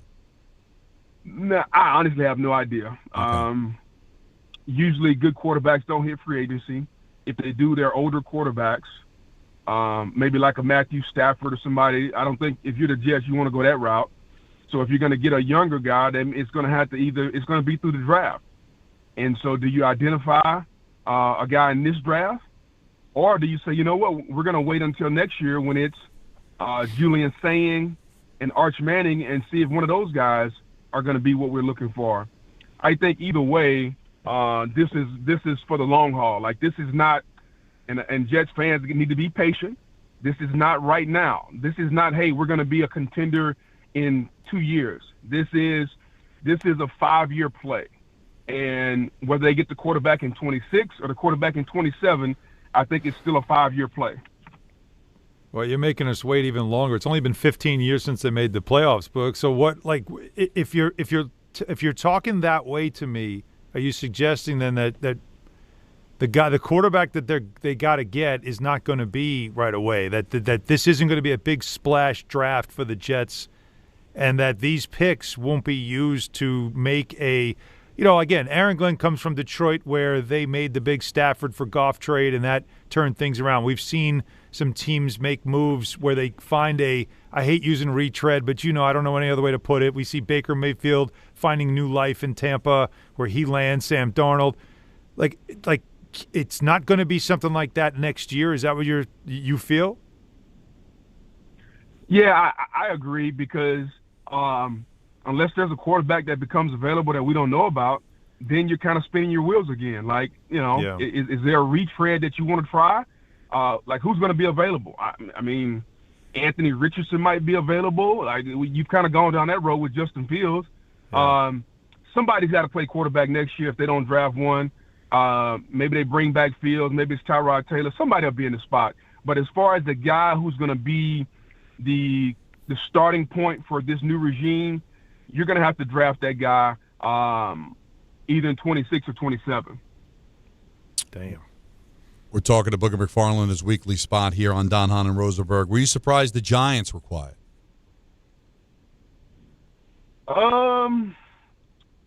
Not really. I mean, what were the Giants going to do? I mean, right. Malik Neighbors is hurt. You think you found your quarterback, so it's not like you're going anywhere this year. So you let Jackson Dart play it out. If I thought they would do anything, maybe trade away Thibodeau, if at all, but I wouldn't have done that. So, no, I'm not surprised at all. Okay. I think the Giants are going to load up this offseason, get Neighbors back healthy, decide what to do with Thibodeau or do nothing at all, and then you build around this quarterback next year. I think the Giants will be really active in the offseason headed toward the draft, but I didn't expect them to do anything yesterday. Now, if you're – back to the Jets for a moment, I just posed this question to Don. If you're not sure that the quarterback is coming from the draft, and as you just astutely pointed out, there's a chance that the accumulation of those picks isn't going to be about a draft pick, but maybe moving those picks somewhere else. If you're a Jets fan, you think you're more interested in seeing them lose games and have a chance at the number one pick, or in a draft that people think is somewhat thin, would you rather see them stack a few W's, get some momentum, and show they want to play for this coach? Yeah, I think Aaron Glenn is going to try to identify what guys are going to play for him. So they're going to be competitive. Can they win or not would depend on how the ball bounces. I wouldn't expect them to win a lot. If they get 2 or 3 more wins this season, count it all joy. And, the main thing is this. If you're going to suck and get a high draft pick, organizations will never say this because we're not going to tank. There's no such thing as tanking in football. But I think what you can do is you can play young players realizing that those young players are going to make a lot of mistakes and grow in the job. And if they grow and they make plays and you win, great. If they fail on the job and don't make plays and you lose, great. I think it's a win-win situation. If I could stay on the Jets also, Boog, is something because when we're talking about the quarterback's not going to be in this draft or the next draft and all that stuff, and we all understand just how important it is for a wayward franchise to find their quarterback because at least it gives you that belief you're heading in the right direction. The great example right here in this city is Jackson Dart and the Giants. You feel like you got your guy, and now you can build forward from there. Bart Scott yesterday brought up a name that as you look, you're like, well, when you say who's going to shake free, he said Kyler Murray is somebody that he'd keep an eye on and what's happening in Arizona. He's back on IR. He's not going to play for another couple of weeks. Jacoby Brissett is their starter right now, and they've had some success with him. It's a big contract. Is that a name? Would that surprise you, or do you think Bart's out of his mind? I think anything's on the table, to be honest with you. Bart always has some far-fetching ideas. Putting it lightly. But it's always good to get different perspectives. So I don't think we really know. That's the cool part about it. When you get new regimes and you get new players entering the draft and all that stuff, you really never know what guys are going to do. So I think anything is on the table. And if anything wasn't on the table, I'd be surprised because I think there's a long way to go where you can say we have a team that can compete. And until you get there, you have to keep anything on the table. Booger McFarland, our weekly spot here on Don, Hahn, and Rosenberg. Just quickly back to the Giants. You mentioned what they can do moving forward. Who's their coach? What would you do with Brian Daboll? Because next year's the last year of his contract. So, and you usually don't want a lame duck coach. So you extending Daboll because of how Dart's played, or are you looking to go in another direction? Well, I think that's going to depend on how these last 8 or 9 games go with Jackson Dart. If we see Jackson Dart continue to ascend, players are still playing, they knock off some victories, the quarterback looks like he's the guy, I think what you do at that point is, probably maybe a 2-year extension. You bring back Daboll, you add 2 years because you're not going to make him coach as a lame duck. So maybe you add 2 years. Now you got a 3-year deal, which coincides with Jackson Dart's deal. And if and when you decide to extend Dart or not, you can decide whether you want to extend Daboll or not. And that's kind of how I would do it, because I think if the quarterback's playing well and you fire the coach and bring in somebody else, then what if the quarterback regresses? You're gonna hate that you did that. So this is his guy. Let him. Since I think we all agree there's promise here, and he identified his guy, then let him reap the benefits of it. That's what I would do. Because the interesting thing is everybody attaches the success of the head coach to the success of the quarterback, especially when he's an offensive guy like Brian Daboll is. But what if he continue to lose games? What if it looks like the way it looked against San Francisco, where the quarterback played well, you put up 24 points, but it looked like your defense gave up? They had 2 straight drives in the second half, Booger, where there were touchdown drives for San Francisco, and the 49ers threw the ball once on the 2 drives combined. Just drove right down their throat. Listen, I'm not going to pretend to know as much football as a former player, but to me, it looks like the defense gives up and it's not like the 49ers run the ball well. I know they got McCaffrey, but they came in ranked at the lower end of the league in running the football. When I see a team get manhandled like that, boy, it looked like they were tapping out. Well, I don't think if anybody tapped out. I think what you have is you have one of the more creative play callers in Kyle Shanahan. You have a team that maybe wants to rush the passer a lot in the New York Giants, and, Kyle wasn't going to let them rush the passer. So you came off, you hit them in the mouth, and they were just more physical. I'm not going to say the guys gave up, but whether I like it or not, which I really don't, this is a quarterback league, man. And if your quarterback's playing well, you got a chance. If you don't have a quarterback and he's not playing well, you got no shot. So I get it. If the defense sucks, bring in a new defensive coordinator. But the quarterback has to be the guy. And when you get a quarterback, man, it's amazing. Everything changes in your organization. Just look at Indy. Daniel Jones, the coach coached him up, and now they're trading away number 1 picks because, A, they're going to sign Daniel Jones back after the season, and B, they think they can win a championship right now. All of that changed based on one guy. So, you have to get that guy. Brian Daboll handpicked Jackson Dart, and to me, if you fire Daboll and bring in a new coach, then guess what's going to happen?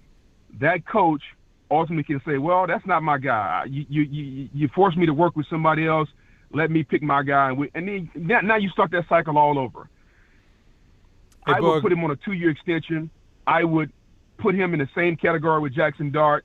Here's the coach who picked you. Let's go to work. Now, if you need to fire the defensive coordinator and bring in a new defense, I get all that. That's fine. But as much as I hate it, guys, it's all about that one position, and that's what our league has become. You mentioned the Colts. So who do you believe in more? The Colts, who just come off a loss, or the Seahawks? If there's one of those two teams is going to make a run, who do you believe in more? Wow, that's a good question. I think styles make fights, and I think if they were to match up, I would probably favor Seattle. However, I do think the Colts are a better football team, top to bottom. Both teams are very talented. I think that would determine how you feel about Sam Darnold or Daniel Jones. Most people would probably say Sam Darnold because they've seen a better body of work so far over the last couple of years. Daniel Jones, this is kind of his first year getting it done. We saw Sam Darnold go, 15-2 last year? Mm-hmm. But, man, Daniel Jones is playing some good football. Both of those two teams are really good. I think they're both going to be playing deep into January. That's a good question, though. You know, usually you don't ask me any good questions, but that's a good one. Damn. You know what? I couldn't agree with you more, Booger. Now, last one from me. I was getting annoyed with some folks in on DC Sports Talk Radio who were getting into the whole RG3 conversation and Jaden Daniels being injury prone. Do you view, because of what this year has been, do you now view Jaden Daniels as an injury prone player, or is this more just a guy who shouldn't have been playing in a game with not a lot of positive happening for a football team who has a freak injury happen? I just view it as a guy that has a freak injury, man. Like, football is not a if you're going to get hurt, it's a when. Everybody gets hurt. It's a part of it. Like, everybody gets hurt. It just so happens he's a quarterback. But you just look at any roster. Everybody gets hurt. Now, you don't want the quarterback to get hurt because it's magnified at that point. But injury prone, I'm not going to say that. I watched him play at LSU for 2 years. He never got hurt. He played last year, didn't get hurt. He might have been banged up or whatever, but like, this is really the first significant time he's missed, and I've watched him play the last 4 years. So in 4 years of playing, for him he's probably going to miss the rest of the year. So if he misses the rest of the season, three really good years and then a half season, I think most teams would take that. Booger, I hope you're right, man. Your mouth to God's ear. He comes back healthy next year. Thanks for the time as always, buddy. Thank you. All good. Have a good one, man. All Later, right. man. That's Booger McFarland's weekly spot at 4 o'clock on Wednesdays here on ESPN New York. Now, I can bet you guys something right now. What is that? Well, I bet you Jaden comes back healthy. Okay. I don't know if I can bet it on FanDuel, but if I could, I would. Yeah. And tomorrow's already Thursday, and every NFL Thursday is your chance to hit the jackpot. Here's how they do it. FanDuel's Thursday Touchdown Jackpot. You win a share of $2 million in bonus bets each week. To get in on the action this Thursday, all you got to do is place an anytime touchdown scorer bet before the game kicks off, and if your player scores the first or last TD of the game, you win your bet plus a share of bonus bets.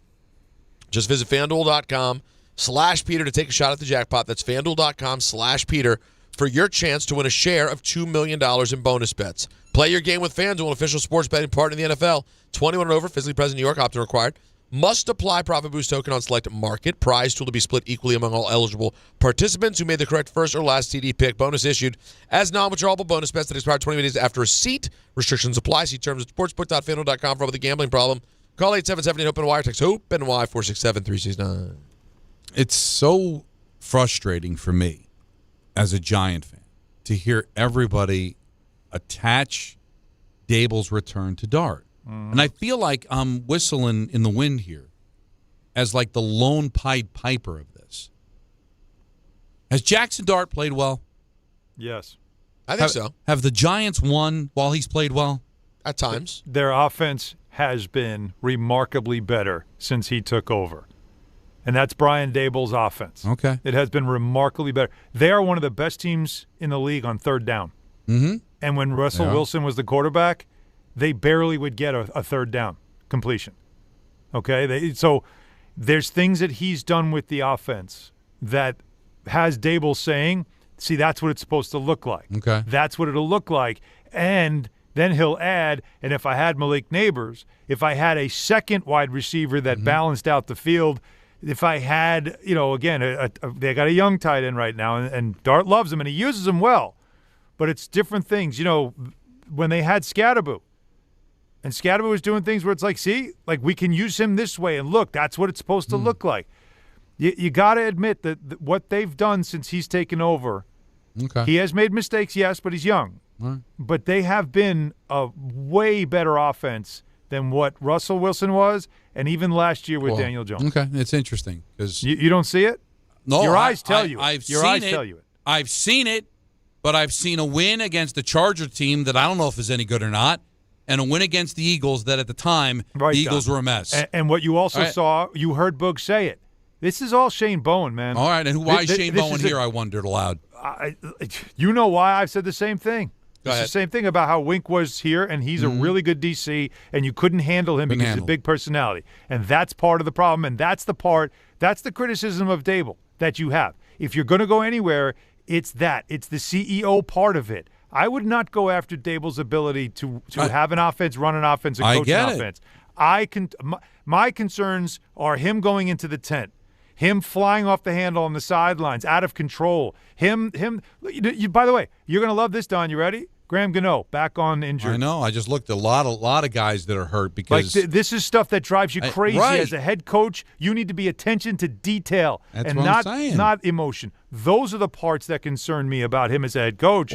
But offense, no, I wouldn't go there. But you're making my point. Okay, is that there's no question that he is a quarterback whisperer, and there's no question that he knows what he's doing on offense.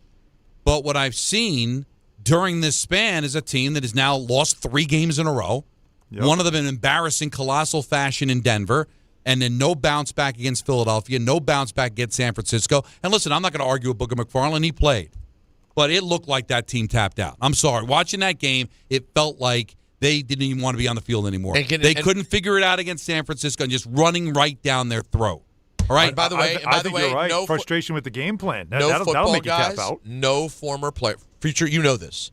No former players admit that a team's quitting. Right. But they'll never say it. It's like calling someone the worst thing in the world, so they refuse to ever. And they don't want to. They don't want to call out their brethren, and I get that. And he might be right because again, he's a lot closer to it than I am. But you're also in the business of winning games, guys, and they're not winning games. All right. For all the offense is done, and Allen's right. They've been terrific since Dart took over on third down. And they're scoring points, and they look good, and they look like they're functioning, and yet they've lost 3 games in a row, and they've got 2 wins during that span. 3 losses in a row, and also a miserable loss to the Saints, the only win the Saints have during this run. So I'd like to dig a little bit deeper than, hey, he's attached to the quarterback. Give him credit for Dart. Give him credit for turning the offense around. Yeah, a head coach has a lot more responsibility than just one side of the football. His ultimate responsibility is to win games, and he's not winning any games. And you can tell me about injuries. Yes, they'd be better. They'd be better if Neighbors was healthy. But they lost that game with Cam Scadaboo. They were on their way to losing to Philadelphia with a healthy Scadaboo. So I'm just getting tired of the narrative, and they might all be right. Daboll will get extended because of Dart. But am I wrong to want a little bit more than just my quarterback playing well? I know it's a quarterback league, and I know you need a quarterback. But aren't there other things to being a head coach than just that? Not only am I with you, Don, I'm not willing to give Jackson Dart to Daboll. I consider Jackson Dart to be a Shane win. Shane is the one who got back into the bottom of the first round and got Jackson Dart. Yeah, Peter, just to be clear. That's fine. Daboll was the one who said, this is the one this is the quarterback I want. Remember, in the previous draft when they didn't take a quarterback, Daboll had his favorites they weren't able to get. He spent a lot of time with J.J. McCarthy and actually liked him personally, but they didn't draft him because he didn't feel like he was the right fit. But that doesn't mean... So this is really a Daboll decision. The quarterback's the coach's decision. The decision part's fine, Alan. What I'm saying is I don't believe it's his coaching him that's making us see what we're seeing in Jackson Dart. And that's fair. And I don't think it's enough reason to. And this what is you're back saying is that give the kid credit, no matter where he went, this was who he was going to be in the NFL. And by the what you're saying? and not only that, I'm saying it's great that Daboll had an eye for him, and Shane agreed if that's how you're saying it went down. But unfortunately, we're not coaching Daboll to be our GM.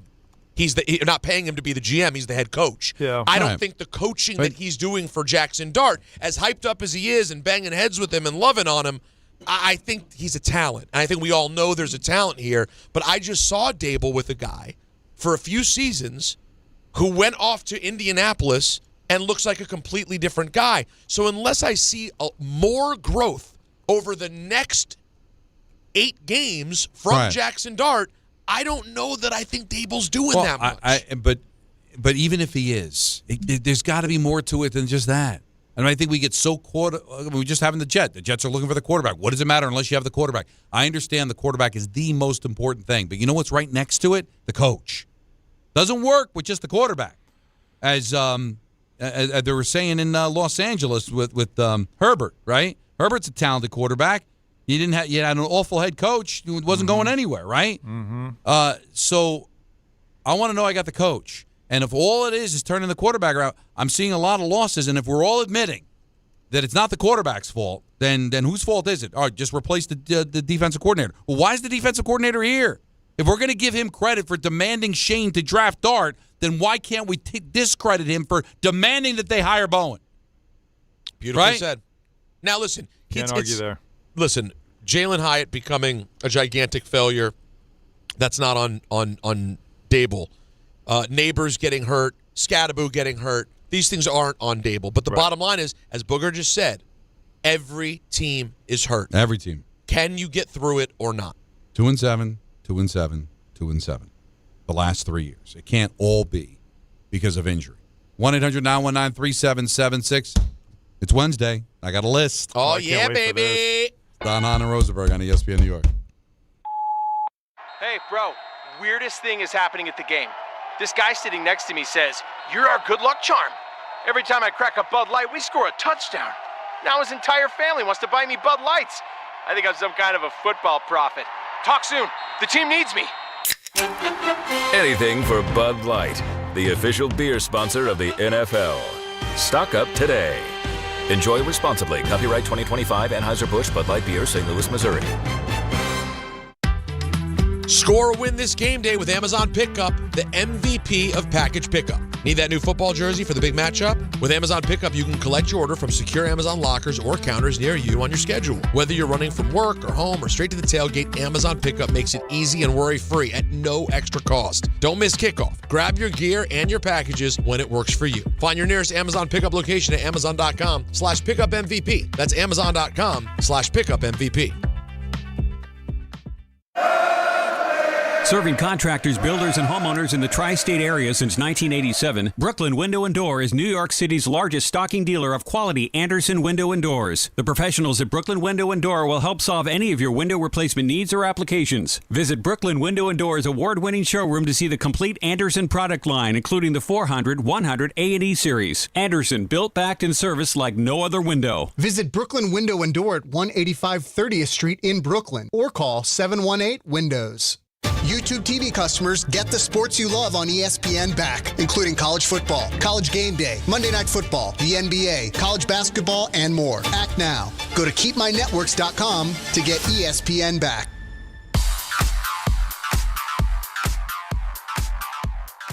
Now let's take a look at the traffic with Brandy Scott. Thanks so much, guys. Not moving much at the Midtown Tunnel. Trying to make your way into Manhattan. Some police department activity on the Queens side. LIE westbound. Jam there from the BQE. All of your approaches the outbound. George, pretty bad. Worst of it, Cross Bronx westbound. Solid there from the Bruckner through to underneath the apartments. Adding to the delays, a broken down truck on the upper deck. Inbound George, just about 5 to 10 for the upper level. Outbound Lincoln will run you 5 to 10. Outbound Hahn, 15 to 20. Over in Jersey, no no relief on 78 eastbound right before exit 48 for 24 in Springfield. Overturned tractor-trailer in the left lane. After that, locals shut down on the eastbound side. Accident investigation by exit 49 for Vauxhall Road in Union. This report is sponsored by the New York City Department of Transportation. Speeding ruins lives. Drivers, watch out for pedestrians and cyclists and slow your turns to less than 5 miles an hour. I'm Brandy Scott on 880 ESPN New York. For over 100 years, Slomin's has been your trusted partner in comfort. When it comes to home heating oil, we deliver more than just quality fuel. We deliver peace of mind. With price protection, automatic deliveries, 24/7 service, and up to 30 days to pay your invoice. Our dedicated team is just a call away, ensuring you stay warm and comfortable all winter long. Slomin's, New York and New Jersey's largest heating oil provider, proudly serving our community for generations. Give us a call today at 866-GET-HEAT or visit oil.slomins.com. At Uline, they know firsthand the road to success is an uphill climb. Uline started in the family basement, and through hard work is now North America's most trusted shipping and industrial supplier. They get what it means to have the support of reliable, hard-working partners. So they keep 41,000 items ready to ship. Whether your company is still in a basement office or expanding cross-country, Uline will be there on your road to success. Visit uline.com. Actual price will depend on product and subscription plan. Featured products are compounded drug products, which the FDA does not approve or verify for safety, effectiveness, or quality. Prescription products require an online consultation with a healthcare provider who will determine if appropriate. See website for details, restrictions, and important safety information. Want a boost in and out of the bedroom? Hims has you covered. Introducing a new 2-in-1 approach to level up your game. Tadalafil for better bedroom performance and zinc for testosterone support. Put it all together and you've got what you need to turn things all the way up. Getting started is simple. Just go to hims.com/joy to start your free online visit. Through Hims, you can access ED treatments including pills, chews, and more. 100% online. No office visits, no pharmacy lines. Just fill out a simple intake form and a licensed medical provider will determine if treatment's right for you. If prescribed, it ships free and discreetly to your door. Find affordable treatment options at up to 95% less than brand names at hims.com/joy. That's hims.com/joy, hims.com/joy. From kickoff to cash out, ESPN Bet has the tools you need to score more on game days. Bet smarter with stats at your fingertips. Get personalized parlays built just for you. And with your fantasy team synced right in the app, you can back your squad. Right now, new customers get $100 in bonus bets when you bet $10. Sign up with promo code USL to get started. Must be 21 plus. Gambling problem? Call 1-800-GAMBLER. Terms and conditions apply. See app for details. Offer not available in New York. Introducing the new ESPN Fox One bundle. Unlock all of ESPN and all of Fox One with one unbeatable price. Catch the biggest games, college football, NBA, NHL, and more on ESPN. Stream your faves, Big Noon Saturday, the World Series, and NASCAR on Fox One. All for just $39.99 a month. That's 20% off. The ESPN Fox One bundle. Offer valid for eligible subscribers only. Access content from each service separately. Savings compared to purchasing both plans separately. See stream.espn.com for complete terms and conditions. You just made the list, buddy. This is The List with Don, Hahn, and Rosenberg. So, of course, the Jets make huge news yesterday with their big trades with Indianapolis and Dallas. So I thought to myself, you know what? Yeah. The day before, I've got to come up with a list. How about the biggest football trades in New York history? There's not a lot. Not a lot, because it's not like baseball and the other sports where there's tons of trades. Usually we don't see a lot of trades. And not to mention, I'm gonna get these wrong and not remember that it's a free agency signing and not a trade. So you got to be careful because people are like, well, Curtis Martin. Well, Curtis Martin. Kumar. That's Kumar. It was there was compensatory stuff with the signing and all that. So there's a couple. I could correct you, but Alan, you want to just lay back and hear them, or do you have any ideas? No, because I'm with. There's some that like, was it a trade? Was it a signing? Because it is. Right. There's a lot of technicality to it. I'd rather lay out and take it all in. That's why I asked, because I think it's a legit question. Unless you had something, but it looks like Peter's percolating something. I'm thinking things. I'm just thinking things. You're thinking things. Favre both directions with signings and releases. No. They traded for Brett Favre. So let me throw Favre. No, didn't make it. It's an honorable mention. Wow, you thought about it. Yeah, I thought about it. Yeah. But what are we talking? an 8-3 start, and then doesn't tell anybody about the shoulder. It's just a big name. No. Listen, if you want to go by significance of the names, but I'm trying to think of some like really successful. Led deals. to something here. Impactful. Impactful. Moves. Yeah. Let's hear that. All right, No. What about getting Eli Manning here? Oh, see now we're having a freaking see what happens when you don't take when a knee. I use my noggin. You know, when you decide, you know what, maybe I'll tackle somebody, even though I'm frustrated with the play call. Yeah, the Giants could have had this idea in the second half last week. Well, you know what? Not only did you make a guess, go ahead, but to me, it's number one. Number one. That's you know Super what? Bowl This is what happens. This is what happens when you get aggressive and go for it. That's right. So, of course, everybody remembers back in 2004's draft, Eli Manning doesn't want to go play with the San Diego Chargers. Why would he?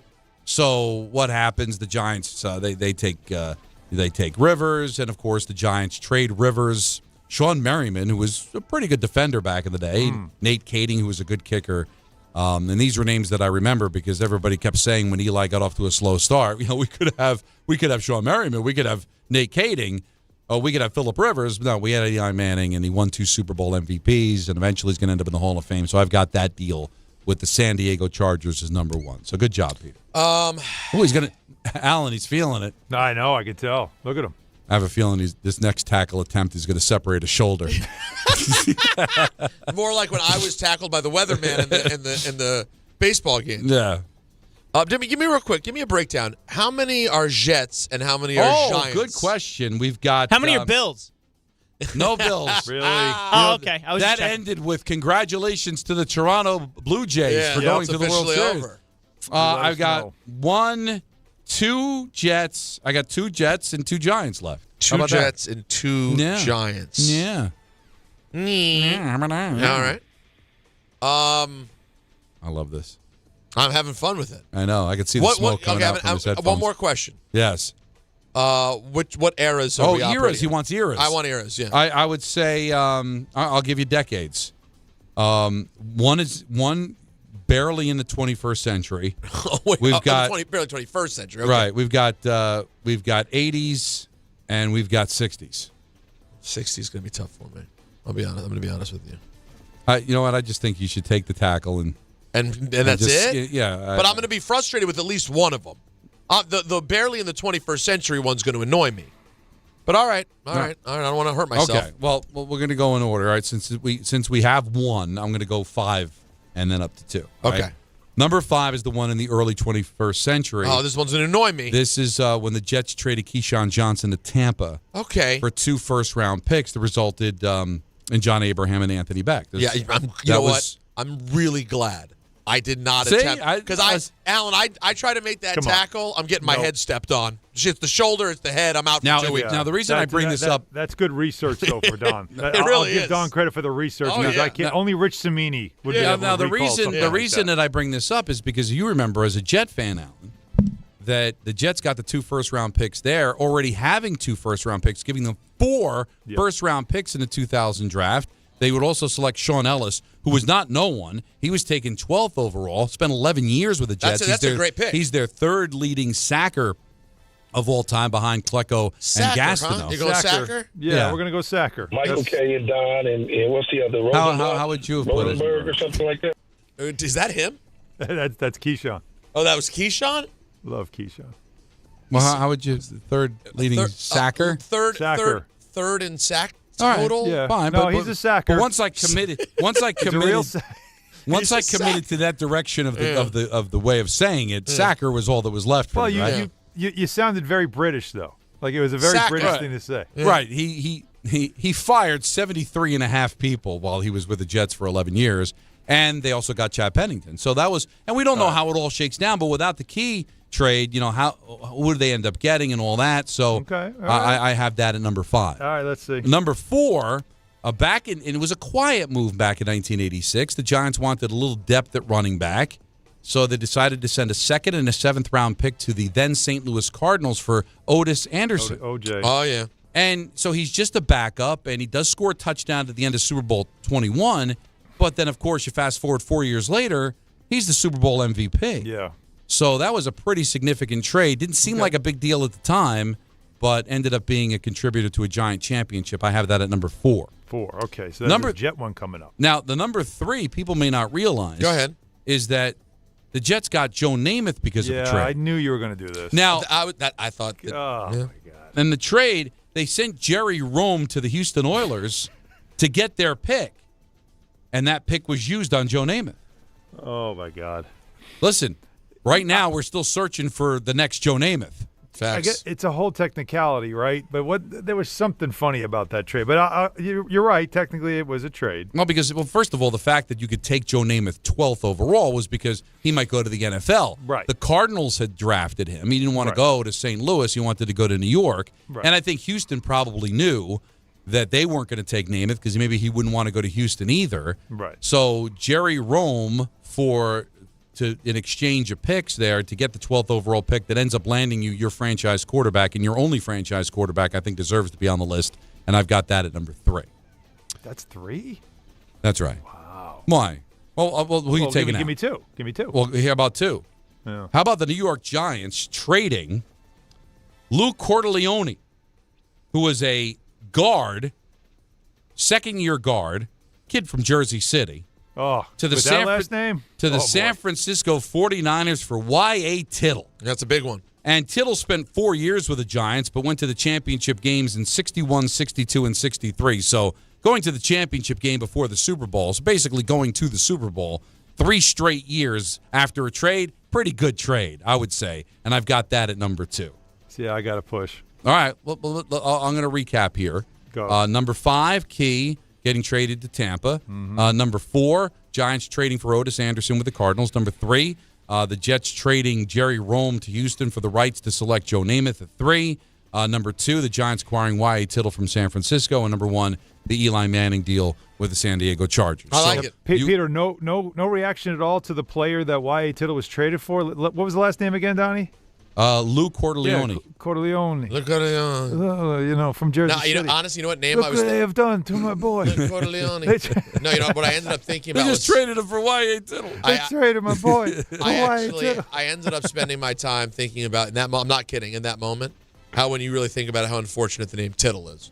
That was actually where it I was. almost dares you to be great. Well, and it's Y.A. It's your Tittle. Yeah. Because if you're a teacher. Wow. Quit playing with your Tittle. Yeah. Oh, boy. Yeah. You know what I mean? Y.A. though. Y.A. You're Y.A. Tittle. You're a bus driver, school teacher, program director. By the way, where does Y.A.? Never what in the is history YA, of man. Now I've got. Was he a rapper? Was he like Young Anthony? like Lil? Is it like he was a Lil? Y.A. You do not Yelberton, hear. by the way, his name is Yelberton Abraham. Yelberton? Yelberton. Yo, the further you go into his name, the weirder it gets. Yelber. All right, so you've got Yelberton Tittle. Yeah. You got Abe Tittle or Y.A. Y.A. was the right call. I think Y.A. was the call. They made the right choice. His father's name was Abraham, so there's that. Yeah. And they just had to go Yelberton. Has there ever been another human in the world named Yelberton? I don't know. But How do you come up with that? And what are you going by? Yelby. Bert? Yelbsy. Y.A. though, I've never heard another Y.A. I never heard of life. another Y.A. But Donnie. Yes. In all respect. Yes. Respectfully. Namath has got to be. It's got to be number 2.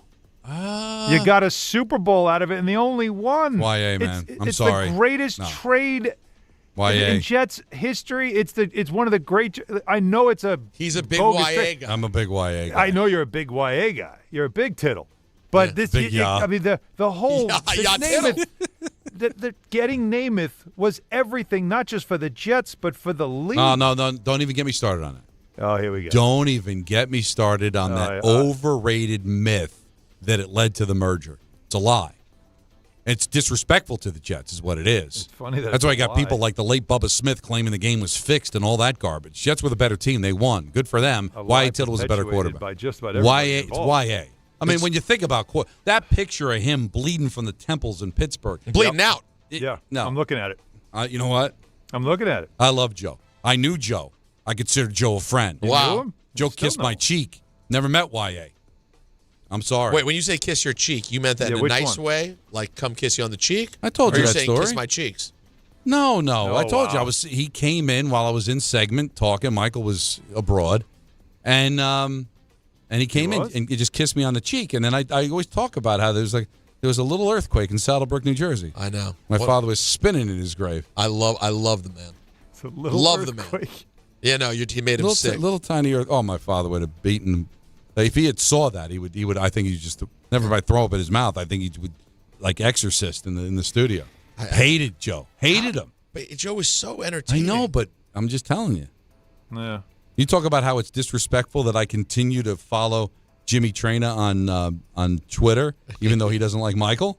Yeah. That I befriended Joe Namath is the height of disrespect. To my own father. But that's how great a man Joe Namath is, but why he was the better quarterback. You hear that? So is that your only gripe? I can live with that. That's it. It was now, just there's other honorable significance for me, but you don't have the same feeling I do. Well, there you go. So it's fine. Jets it's your traded up list. to 5 to get Mark Sanchez. They also made a trade with Carolina that was able to get Darrell Revis. Yeah, but technically, the Bill Parcells acquisition was a trade. That is true. They had to give draft compensation to New England for the rights to Bill. And you got to argue that that's also a significant moment in the franchise's history because it showed you if you bring in somebody, it's the last time they brought anybody with a resume. That's right. I don't know what scared them off. You'd think that would encourage them to do it more often. Tell me about it. But apparently it scared them off. So that's our list.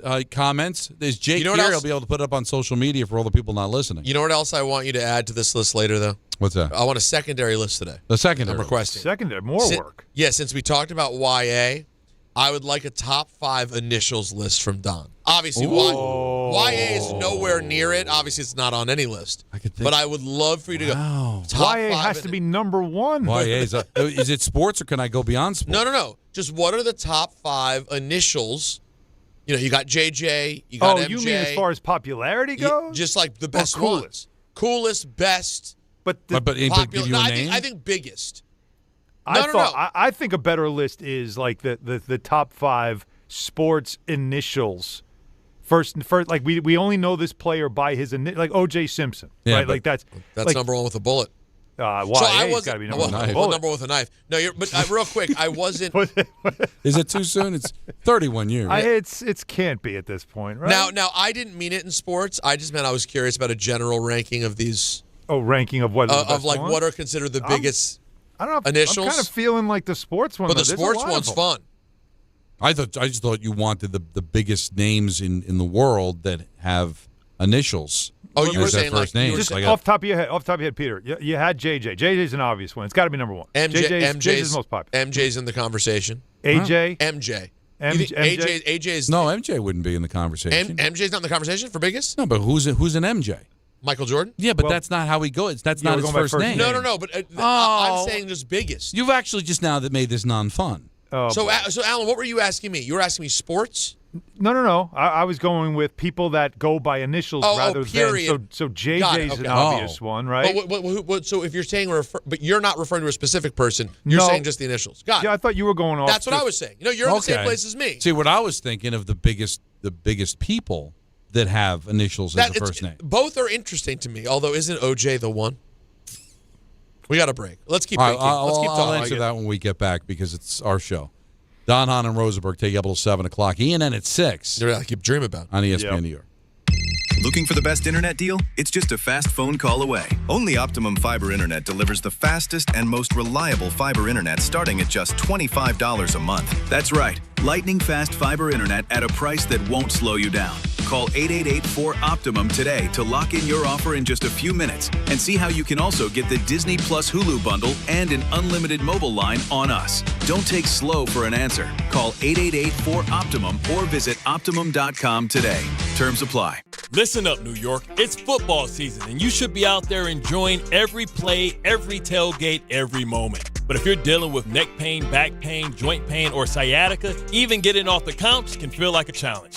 That's where Dr. J. Shaw at Sandwell Pain comes in. He's one of New Jersey's top pain specialists, Ivy League trained, double board certified, and dedicated to getting you back in the game. Here's the difference. No surgery, no scars, no long recovery, no pain medication. Just precise, non-surgical, image-guided procedures that get real results. Dr. Shaw treats everything from neck pain, back pain, migraines, nerve pain, and chronic joint pain. And he builds a custom game plan that's right for you. Same-day or next-day appointments are available with offices in Woodbridge, Livingston, and Inglewood. And yes, most major insurances are accepted. So don't let pain keep you on the sidelines this season. Go to SandwellPain.com to call, text, or book online. Relief is closer than you think, and it starts today.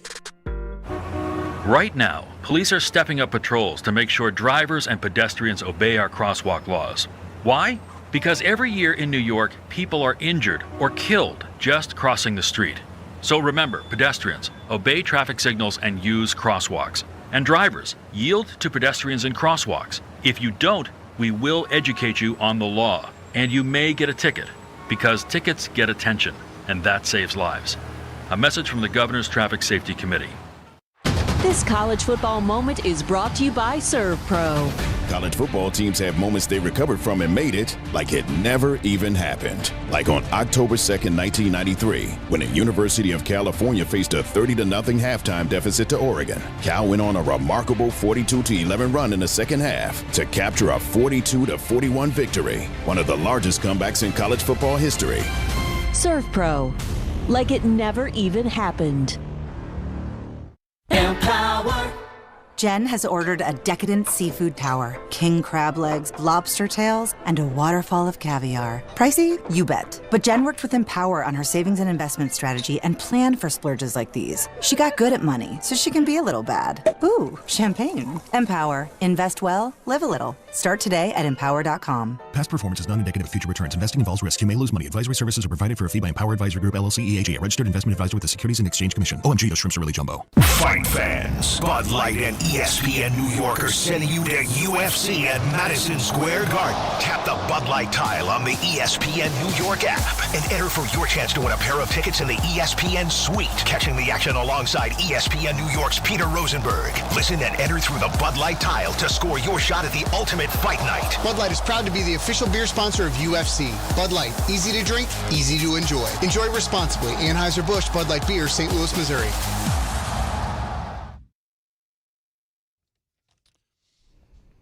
Now, YouTube TV customers get the sport you love on ESPN back, including college football, college game day, Monday Night Football, NBA, college basketball, and more. Act now. Go to keepmynetworks.com to get ESPN back. Don Hahn Rosenberg up until 7 o'clock. Got a little Knicks to talk about coming up at the top of the hour. We got ENN at 6. Full frontal today till 7. And the Knicks take on Minnesota. So some of the ones we were throwing out there for initials in like big names, like OJ would be one of the biggest, right? Not just in sports, but in the world, in pop culture and everything. Mm-hmm. The one I can think of, it's kind of old timey, and Peter laughed, is W.C. Fields.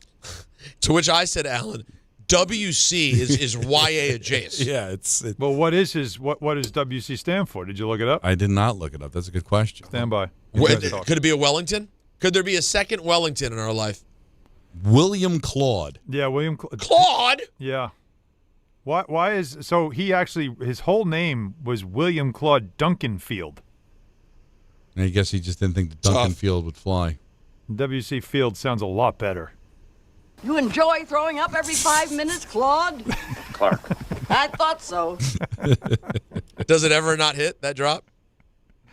Oh, he lost him in. He was only 66 when he died. I love when Don says we lost someone. As if he was with us. Well, he was friends. never with us. Right. He was born in the 1800s, Don. They didn't last very long, man. He said we lost him and he died in the 1800s. No, he died. He was born in the 1800s. Oh, sorry. When did he die? 1946. It was post-war. You got to think that's Pre a hell the of K-show. Wait a second. For a guy that was born in 1880, that's a hell of a run.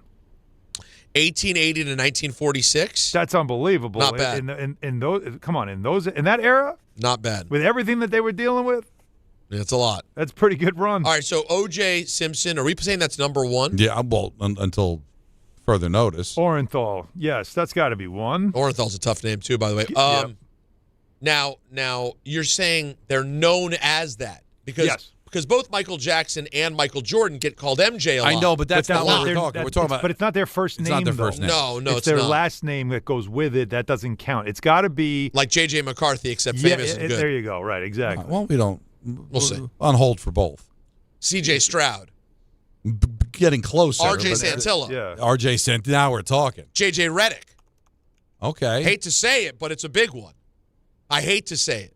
But that JJ from JJ like Dynamite is maybe one of the. He's in the conversation with OJ. Fictional, unfortunately.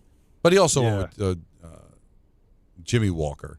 Well, Jimmy Walker's the person. Was the actor. That's true. But the character JJ was. Well, we can't do fictional characters. No, we can't do real people. We can't. No, I just had one and I lost it. That bothers me. Oh no. Well, yeah, PK Subban. PK is also WC and YAJs, isn't it? By the way, what the hell is PK's name? Oh, that's a good one.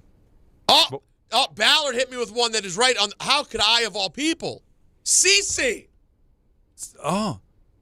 Pernell Carl for. Pernell Carl with a K. Subban? CC Sabathia might be too. CC, no, at least Hall in of New Fame. No, in New York, in New York. CC is huge. Sabathia is really big. That's a good one. Pernell Carl's his only name now. Yeah, that's how I know him. The 2 times we ever get him on, that's what we're calling him. Yeah, he might take a swing out. He might not feel comfortable with that. CC's big, though, in New York. CC is a really good one. What's his name again? What's CC's real name? Oh, that's a good one, too. I don't know. Do you know, Yankee fan? No, I don't. Fraud. Well, that doesn't make him a fraud. No, it does. Thank you. Thank you, Alan. Thank you for wearing it. How do I not know CC Sabathia? Carlston Charles Sabathia. By the way, that's it. What a dignified name. It is. Carlston Charles Sabathia. Sabathia. So who else? Who are we? I know you guys know there's huge ones we're missing. I know it. Of course. And women too. Like there's we're forgetting all kinds of. Not a big one, because we're spitballing this. This is live. Like we don't have time to. We need. I bet Twitter. I wonder if I haven't looked at the YouTube. I wonder if our comments have some good ones that we're forgetting. Oh no! What are you laughing at? I can't even repeat it. DJ Dozier. DJ Dozier. Okay, that's something. I'm just grasping at straws here. And again, we're not going with it simply you call them that. Like, Dennis Johnson was DJ, but I'm talking about their name. No. Again, it's not. It's not. How about AJ Burnett? How about this one? This is a good one. AC Green. I just saw that in the chat. You just came up with it? No, I just came up with it. AC Green. Did I most famous virgin in history? I've told you. Yeah, because that's my story. What? You slept with AC Green? No, I come Took his home. virginity. I come home from school one day, right? And my mom had a snack tray over by her chair. Okay. And it's a napkin, and written on the napkin, AC Green. Oh, God. It's like, my mom wouldn't know a basketball player. It's like, Ma, why did you write AC Green down on a napkin? She goes, he was on Oprah. And he talked about how he was a virgin until he was married. And I was going to tell you, see, there's a big NBA basketball player that was able to stay away from sex until they're married. You can too. I said, Ma, you don't have to worry. This is not an issue.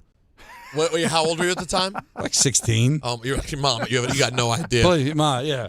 Unless I marry this girl Nancy, it's never going to happen. I was like, I'm AC Green by default here. Right. He chose to be AC Green. Wow, that is such an awesome story. AC's very good. Oh, in the in Nickland, you got. By the way, Allen's completely punting, obviously, because J.R. Smith should have been there. What's his face? The kid R.J. Barrett just had the great R.J. Barrett. OG Anunoby, we got one right now. OG. Yeah. OG is actually not even initials. That's just. What do you mean? His full name begins his full name. That's why I wasn't. His full name is. I want to make sure I pronounce it right, so I'm looking it up. His full name. Meanwhile, Nigerian is Ogugwa. Oh, God. So the OG is not initials. So it's not initials. It's just when it's hard to pronounce. Like we just start shortening it. So for some reason now he goes with capital O and capital G, but no initials, no dots. B.J. Armstrong. That's a good one. B.J. Surhoff. Yeah. There's a few BJs. Sorry? Excuse me? I'm just saying. B.B. King, oh, for Christ's that's sake. two. That's two. I mean, B.B. King. I'd put him one. I don't think you could argue number one. Peter Don. See, that's why J.R. Smith's also. It's not. His name is Earl Joseph. He's J.R. because he's junior. Actually, he's a third. He's actually a third. He's not even a junior. But they call him JR, but he's Earl Joseph. So how does that count? He should be EJ. It doesn't. By the way, works at ESPN, EJ Manuel. What about the great EJ Raddick? The great EJ Raddick. Yeah, EJ Raddick. Why didn't you think of that? Let's see. Hold on a couple. In wrestling, the great JJ Dillon. That's a good pull from the chat here. There's got to be a lot of wrestling guys, right, that do that? No. Is there? A lot? Well, I mean, enough to recall, no? Well, there are people with fake names that then have initials like JBL, Triple H. The phones are blowing up with this. So really? Let's have fun with it. We'll have some fun with it. We've got some Knicks coming up here at the top of the hour as well because Alan's at the Garden getting ready for the Knicks and the Wolves. He's going to be on that call. Don, Hahn, and Rosenberg until 7 here on ESPN New York. I have to tell you guys, though, I don't have any initials at all when it comes to bath fitter. I mean, I guess it would be BF, but really it's not about initials. It's about what they do. And the fact that I have had it done in my house, a tub to a shower renovation that is gorgeous. They do that, by the way. And then my sister liked it so much, she had a bathroom that she wanted to upgrade, and she did the full bath, a complete bath renovation, unique permafit solution is what she did. And she loves it too. So this is a great time to upgrade a bath in your house, especially with the holidays coming. You got people coming over, maybe even staying with you. A bath fitter consultant can take you through a process with their free in-home consultation. You can pick out style, color, all the specifics, accessories to update the bath the way you want it. They offer all types of custom bath renovations. As I mentioned, the PermaFit solution is a watertight fit. And by the way, it's fully guaranteed. This isn't something that's going to bubble in like 2-3 years because it has a lifetime guarantee. So if it's a lifetime guarantee, you know it's worth the money. And speaking of money, this would be definitely the time to do it because they have no money down, no payments, and no interest for 18 months. Think about it. No interest until April of 2027. Bathfitter is a permanent fit solution. They are the leader in bathroom renovation. Don't go with some of these newcomers that are trying to do it too. Go with the one that's been doing it from the very start. And the job is done in one day. That's why right now is the best time to do it. You have people coming over. You can get it done within a day. Durable, easy to clean, no demolition, and it's a lower cost than a full replacement. Did I mention the lifetime guarantee? You can trust the Bathfitter team just like we all did. So start designing your bath today at bathfitter.com. There's only one Bathfitter. Is college even worth it these days? At Empire State University, it actually is. They are SUNY's leading online university. Flexible, affordable, and built for real life. With more than 120 degree programs, you can study what matters most to you. And students agree. They're ranked #1 in student satisfaction among SUNY schools. Whether you are finishing what you started or starting fresh, your goals are within reach. See for yourself. Visit sunyempire.edu before the next term begins. Hey, this is Mika Zibanejad. Hey, this is Adam Fox. Catch every Rangers game right here on 880 ESPN. WHSQ and WCBS-FM HD2, New York. Now let's take a look at the traffic with Brandy Scott. Thanks so much, guys. Not moving much at the Midtown Tunnel. Trying to make your way into Manhattan. Some police department activity on the Queens side. LIE westbound. Jam there from the BQE.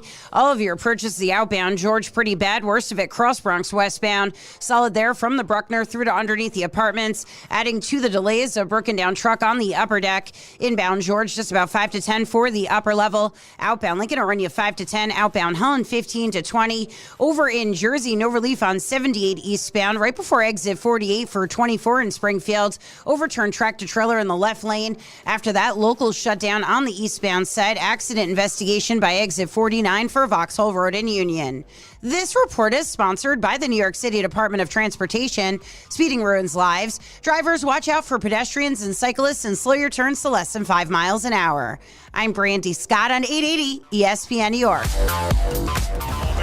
To the net. Score!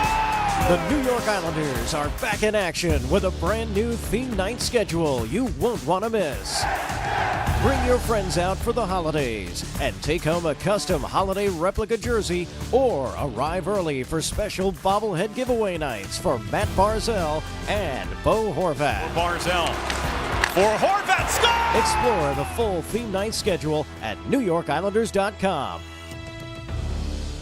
This college football season, show your school spirit every time you pay. Introducing college-branded Venmo debit cards. Rep your team on and off the field with custom school designs that let everyone know who you root for. Whether you're tailgating, grabbing snacks for the watch party, or celebrating a win, you can unlock 15% cash back at ESPN, 1 free year of Perplexity Pro, and more. This college football season, score more with the Venmo debit card. Get yours now in the Venmo app. Learn more at venmo.com/collegecard. Max cashback varies. Terms apply. The Venmo MasterCard is issued by the Bancorp Bank N.A.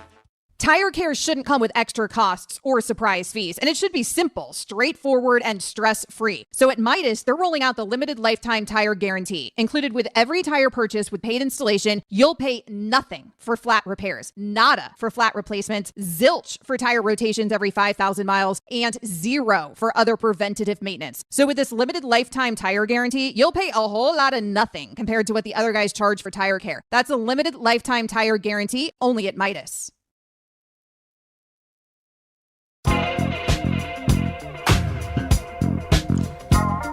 Oh, yeah. Game Time is brought to you by Tullamore Dew Irish Whiskey, because when it's game time, it's Tully time. Turley time. It's Tully time. I don't know how this happened. This is yesterday, so I got to skip back to today's. The Knicks host the T-Wolves at MSG with coverage immediately following us right here on 880 at 7 o'clock. And the Nets will visit the Pacers at 7. Tullamore Dew, the original triple distilled, triple blended, and triple cast matured Irish whiskey. Be sure to grab a Tullamore Dew or try the new Tullamore Dew Honey during today's action. Glasses up to enjoying Tullamore Dew responsibly. I scratched out the first one, but the second one was from yesterday. Again, the cut and paste. I've told people. Oh, I know how you feel. Dangerous. If I was a boss, this is me, and it sounds mean-spirited, and me and Andrew Gunley used to get into fights about this all the time. If I were a boss, if you cut and paste, you're fired. Instantaneously. And I know it's hard, but you know how many mistakes happen because of cut and paste? Well, first of all, I actually blame the cloud on that one. The first person that you fire, you got to at least have like the first warning shot, right? And then the tone is set that's what happens when you cut and paste. You can't just people here who cut and paste die. Like they got to know that's the standard. Here's the thing. Before you just fire them. No. What I've always said that if I became a head coach in the NFL, in my opening press conference, I would say, don't even ask. I will not go for 2 unless there's less than 8 minutes to go in the game. That's a rule. It's a rule. And if I was hired as the program director of a radio station or a boss, in my opening remarks, I would say, anybody get caught cut and pasting, out. On reads. Anything. He doesn't know. He's against it in all situations. No cutting and pasting. But here's what I would say, because I'd say this to Andrew, because Andrew would cut and paste, and rarely made a mistake because he was brilliant. I would say, all right, you can cut and paste, just don't make a mistake. Kind of like the Aaron Boone of the Yankees. Right. It's like, all right, you can go with your gut. You better be right. So if I ever see a mistake and you say, well, I cut and pasted, that's why I made the mistake, out. All right. So you'd make it clear. Forcibly removed from the building. Don, I like this attitude. You know what? Tomorrow we have a big meeting. Oh, yeah, I'm going to bring it up in the meeting. And it is the first thing we talk about. Yeah, that requires that we be at the station for about 15 anybody hours. Anybody have any input? Does anybody want to say anything? Don stands up. Yeah, stand right up. You cut and paste, you die. We have a cut and paste issue here at this company, and it's got to stop today. I've been known to stand up at the end of meetings. I'm going to stand up at the beginning of the meeting. Right, you're the guy that actually, just lets us know when the meeting's over by getting up. Listen, here we go. Yeah, that's kind of like, all right, I'm done. So I don't know what else, everybody. I just want to let you know. What are you guys sitting here for? In case you're wondering, does Don have anything else? Well, he's standing by the door, so I guess he's ready to go. I didn't leave. I wasn't disrespectful, but we had a meeting. I'm like, there's nothing. Seen enough. There's nothing left to give here. We've chewed. Yeah. Right. There's no more meat on the bone. I'm standing up. You're done. By the way, I hope he does it tomorrow. Funny me. I had a show in 2 minutes on the air, but listen, meetings are more important than shows. Now, by the way, where are we having what time do you have to leave tomorrow, Don? That's a great question. Realistically, like when do you got to go? Look, we don't need to I'm thinking 1. We don't need to have a big meeting tomorrow. We're going to be around each other plenty. Oh, you mean leaving to go to the Rock? So when are you going to leave to go to the Rock? Keeping in mind, we don't need to have like a full meeting. I'm looking forward to breaking bread with my brothers here on the show. That's right. 1:30. So you think the meeting that we have, which starts at 11, should be over by noon? Yes, it better be. And then we'll have. Well, that's when I'm going to stand up. And then I'm standing up with you. Well, all three of us should stand up and say we have a reservation. We got to go. We should do. We have a reservation. Yeah, I was kind of hoping for whatever we do for breaking bread together should be considered our pre-show meeting. Right. Well, that's the thing. We're gonna have 90 minutes Don right there. Can just go. So then Don, so you have 1:30. You'll be fine. And then Peter, what are we doing from 1:30 on? Like that's too much. By the way, you know what we should do? This because we're two very confident. We have no self-doubt. We have no question marks. The two of us, like gentlemen, should go get foot massages together before the how show. about that? I am all about this. By the way, just two dudes, dudes sitting there very getting their comfortable feet in their rubbed own on. skin. Comfortable, baby. I'm in, dude. And Don knows this life. This is 3 games in 4 days for me. Yeah, like tomorrow I could definitely use that kind of a little rub down, a little luxuriating. So we got to find a spot. We got to find a spot. We got to do something. Yeah, after a lunch too, a nice full belly. Oh, a full belly, rub down, foot massage, full frontal. Yeah. We will by be the way, so chill during the show. You want to go tomorrow? next level? You want to go couples massage, and we just go full, both of us on the table next to each other, holding hands like Thelma and Louise, getting a little rub. But how about Selma? Can Selma and Louise be fun? Yeah, or Selma and Louise. Well, you mean so full on nudity on the table, one towel. Right? What do you mean one towel? We don't share a towel. Well, why not? Really That's long, not big long towel. No, I've never seen that. Push the tables together. I've never seen that. Even with couples, I've never seen that. That's a little so hot stone on the back. Yeah. Well, Don, what was the turning point where you felt like you were being pushed out of the show? I don't know. There was Alan and Peter went on a couples massage one night when I couldn't partake, and the next thing I know, they weren't talking to me. They were boxing me out of show Oh, subjects. was very different. The show got very different then. Let's see. How could Alan forget one of the great Knicks of all time, P.J. Tucker?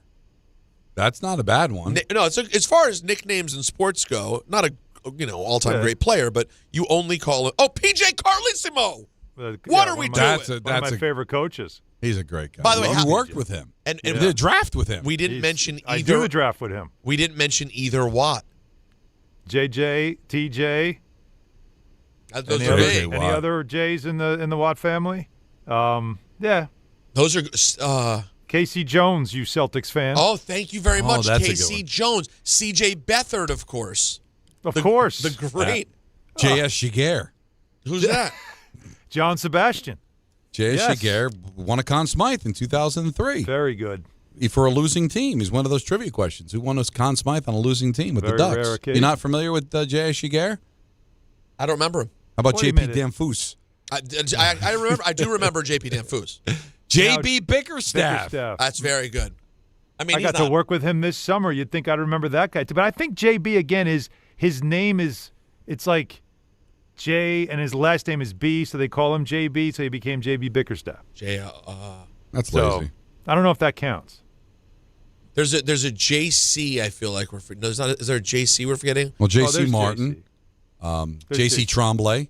AJ Styles. How do we not mention AJ Styles, Jacob and Anthony? That's a bad one for That's a wrestling. good one. BJ Penn from the world of UFC. Of course, he's a big one. AJ Hawk, known for his floating head on Pat McAfee. BJ Raji, of course, the Packer great. We said BJ Armstrong. I think C.J. McCollum we just saw him the other day. Have we not jumped the shark now? Are we good? All right, yeah, it's time to move on. I think I've been enjoying it. When I said J.P. Danfus, I think you thought it was over right might then. have been the one. Yeah, that might have been TJ Dillashaw, another great from UFC. I did. Listen, you never know what's going to hit. But Alan Hahn's at the Garden tonight, and Minnesota is in town. Oh, Minnesota. And it's not the first time that Cat's going up against his old team, but it's still he seems to be the one guy, Alan, that is still not completely getting it. Yeah, it's kind of feeling like he's the last one to get on the bus. Now, he's listed as questionable with an illness, which is for tonight's game, which nobody really knew that he was sick, but he's played really well the last couple of games. So we'll see if he gets in the lineup. And Anthony Edwards is questionable where they thought he was going to miss 2 weeks, but it's amazing what the Garden can do to motivate a star player to want to play. So he might even be in the game tonight. But we saw something the last couple of games with Karl Anthony Towns and with Mike Brown that while it looks like there's progress, is there progress? Let's start with Mike Brown, guys. It begins with Mike Brown and the issues the Knicks were having going into after that Friday game in Chicago where they lost. They looked really bad in the first half. Players were not happy at all. Like you could see Josh Hart was annoyed. Towns really was mad the game before in Milwaukee, the way he didn't like his role. But let's just hear Mike Brown do something that a lot of coaches rarely do. And this was after the team won against Chicago on Sunday. Chicago. And then they beat the Wizards on Monday. And it's as if, did you figure something out with this team? And what's different now about the bench suddenly being more productive and the offense really looking like it's clicking? And Mike Brown basically put it on himself. Again, start with me. I said this last game, I got to help try to put these guys in a better position, whether it's on the floor or whatever, or rotation-wise. But I didn't quite have as good a feel because guys have been out, and we're trying to play this guy and that guy. And it starts with me, and I've gotten better, and they've just gotten more comfortable. So he had to say, I got better, right? Like Don, Peter, do you ever remember coaches saying, I had to be better? So it's a veteran coach and a veteran group, and they're both getting to know each other. And a lot of times the coach is, he's trying to initiate his system, and he's telling the players, you got to learn my system. But he's also saying, I got to learn these guys, and then you adjust accordingly with the system. I find that to be, at least that's a good sign. So Josh Hart already now, like you could see it after last Monday's game.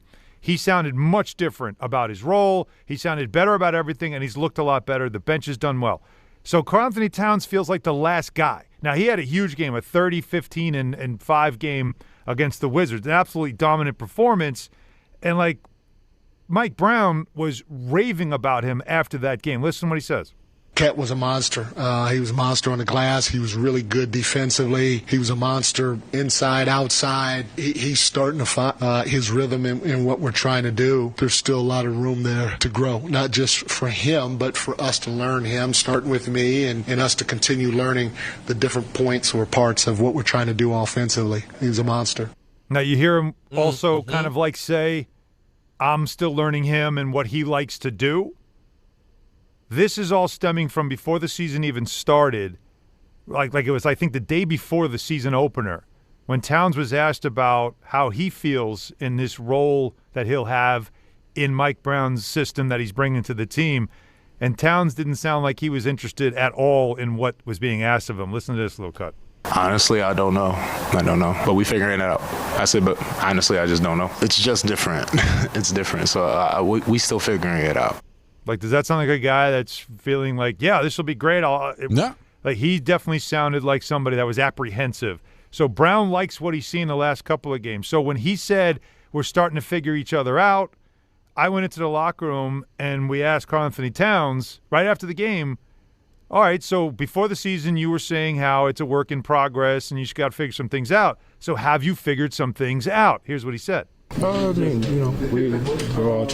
figuring it out. So getting better every day and understanding what our roles are and what we got to do. So it's good. We got 2 wins in a row, but we're obviously still a work in progress. So does he sound like he's on the bus yet? Because Josh Hart sounds like he's on the bus. The bench guys, Brunson has been on the bus from day one. Bridges loves it. Anunoby loves it. But Towns seems like the one guy that's still resistant to the way they're asking him to play and whether or not he wants to be, he's all in about it. Did he sound like a guy you can hear Brown saying, it's on me, I got to do better. He's doing that. Towns is the one guy that doesn't seem like he's ready yet to fully embrace this thing. And until he does, you can't really predict what this team's going to look like. All right, it was last week I brought up the fact, is it hard for him because he might be the piece that leaves if Giannis comes here? I mean, you've had to chew on that for a week. You've seen some games. You've called some games. Is there anything to that? Or is he asked to do more than everybody else? Does he have to adjust more than everybody else? So it's going to take a little longer. You can see that they have moved him around a lot in the first couple of games, and he doesn't like that. You could see these last 2 games, the Chicago game, even a little bit of the Chicago game they lost on Friday. But you're seeing a little more of what he likes, which is the walk-in threes, where they kick it out to him. a little less screen, like definitely not posting up small players. He hates doing that. He likes going one-on-one against other bigs, so they put him in those situations. He's happier that way. So I think his production's still elite. His shooting is still elite. But I don't know why he still is sort of resistant to saying, like, yeah, I'm figuring it out. Like, sometimes, like, if you listen to all the other players talk, right, they the all tone. sound like this offense has great potential. There's so much we could do. There's a lot of stuff. Yes, we're learning it, but you could see, like, Anunoby really likes it. Bridges really likes it.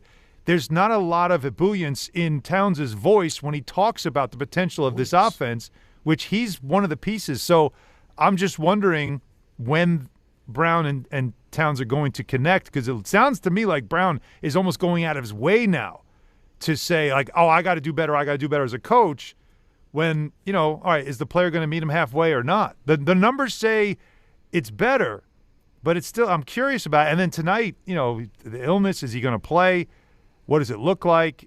It's just something, I think it's like the last thing, guys. It really is. It feels like the last guy left to get on the bus is Towns. And if he does, does the whole thing now pop and it starts to look like it's supposed to? It's interesting, too, because from a production standpoint, while his shooting's down, Alan, it's not like his numbers are bad. He's still 20 and 13. He's still contributing. Well, the last two games, he was a monster. Like, really. Like, he's been really good. And that's, I think, I'm telling you, I think Brown has started to tailor his offense and what he wants from the team to, okay, what do you want to do? And now let's give you some things to make you feel good about yourself. We always talk about coaches who have a system and then they make the roster that they take over fit the system. How many times do we complain about a 3-4 defense when you have 4-3 talent, right? We've always done this. I rarely have seen a coach, especially when one comes in like this, a veteran coach taking over a veteran core, an established group of guys who had success, and you go, well, I'm changing everything they do. And that's what Brown did. We're going to change everything. We're going to do it different than Thibodeau did. And that team had success, but he's saying this team could be even better. And then when he comes in, it doesn't quite hit right away. And instead of him forcing it or saying, well, they've got to play the way I want to play and it's going to take time and have that battle of wills, it seems like Brown has actually backed off and realized, like, okay, the whole if it ain't broke, don't fix it kind of mentality, that he's backed off a little bit to make sure I don't want to lose these guys, because if I lose some of these guys this early in the season, I won't be here for long. That's what it seems like to me. And I feel like it feels like to me that Towns is the last guy that has the full buy-in. Because what I've seen the last couple of games is that's as much buy-in as I've seen since the start of this whole thing. Guys were confused. You could see some miscommunication. It's a whole new way to play as far as up-tempo speed, get up the floor. Anybody can bring the ball up. It really is a lot different than last year when it was very static and very much defense first. Jalen brings the ball up.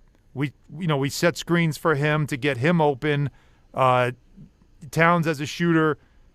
This feels a lot more freewheeling, and whoever's got the matchup tonight is going to dominate, and you might not get shots on a particular night. Because we saw Towns last week in Milwaukee, and that third quarter he blew up the offense and basically was only about him getting up his FGAs, because he only got one shot in the first half, and he was in his own head about, I'm not getting the ball, I'm not getting my shots, when he should have been realizing, but the defense is so focused on me, it's allowing others to cook. They had a huge second quarter in that game. And yet in the third quarter, rather than building on a lead that they had against Giannis and the Bucks, he was too much about, I got to get the ball, I got to take shots, I got to be aggressive, and it blew the whole thing up and he ended up losing the game. Does he have the buy-in now that if tonight Minnesota, with all their bigs, is saying we're not letting Towns beat us because in Minnesota last year he crushed them. Mm-hmm. So they say we're taking him out. Can he live with a game where he might only get 8 shots because the defense is taking him out, but Anunoby or Bridges is putting up 25 or 30 because they're getting a one-on-one matchup? That's the kind of stuff I think Brown is trying to sell here, and that's that. I think it's like the last piece that has to come together. because it does look like when you watch this team, they have quarters where you're like, oh, my God. Like, this could be unstoppable. It's really impressive. But you still got to have all five. You got to have everybody on board, especially you have two All-NBA players on this team, 2 All-Stars on this team. One of them's in. The other one's got to be in. Yeah. Well, think about how good and he's been pretty good so far and not in. So imagine where he could be if he's actually in. That's my point. We kind of might know if he plays again. He's questionable with an illness, but he's the type of guy that likes to play, especially against this team, especially at home. They're undefeated at home. They haven't won a game on the road. It's where it's only the 8th game, guys. I mean, it takes time. Right, but think about it. It's only the 8th game, and yet it does feel like it's starting to click already. People say, it takes 20 games, it takes this and that, but even in the losses they had like moments or halves where they put up 70 points. So it's like it feels like it's right there. And I was just like I said, I'm a little struck by Towns, who's really a nice guy, and how he just seems to be resistant to being all in. Is he that close to Tibbs that he just? I'm sure. Like it's almost like it's the new boss, and I can't embrace the new boss because I like the old boss, and I don't want to look disloyal. There's something weird there, and I'm just waiting for Karl Anthony Towns to just, to let go and have a full buy-in on everything. But it doesn't feel like it's there yet. You heard the comment. His voice, you could hear it in his voice. I thought you'd get more out of a guy who put up 33 points and 14 rebounds and 5 assists and he was dunking on everybody Monday night.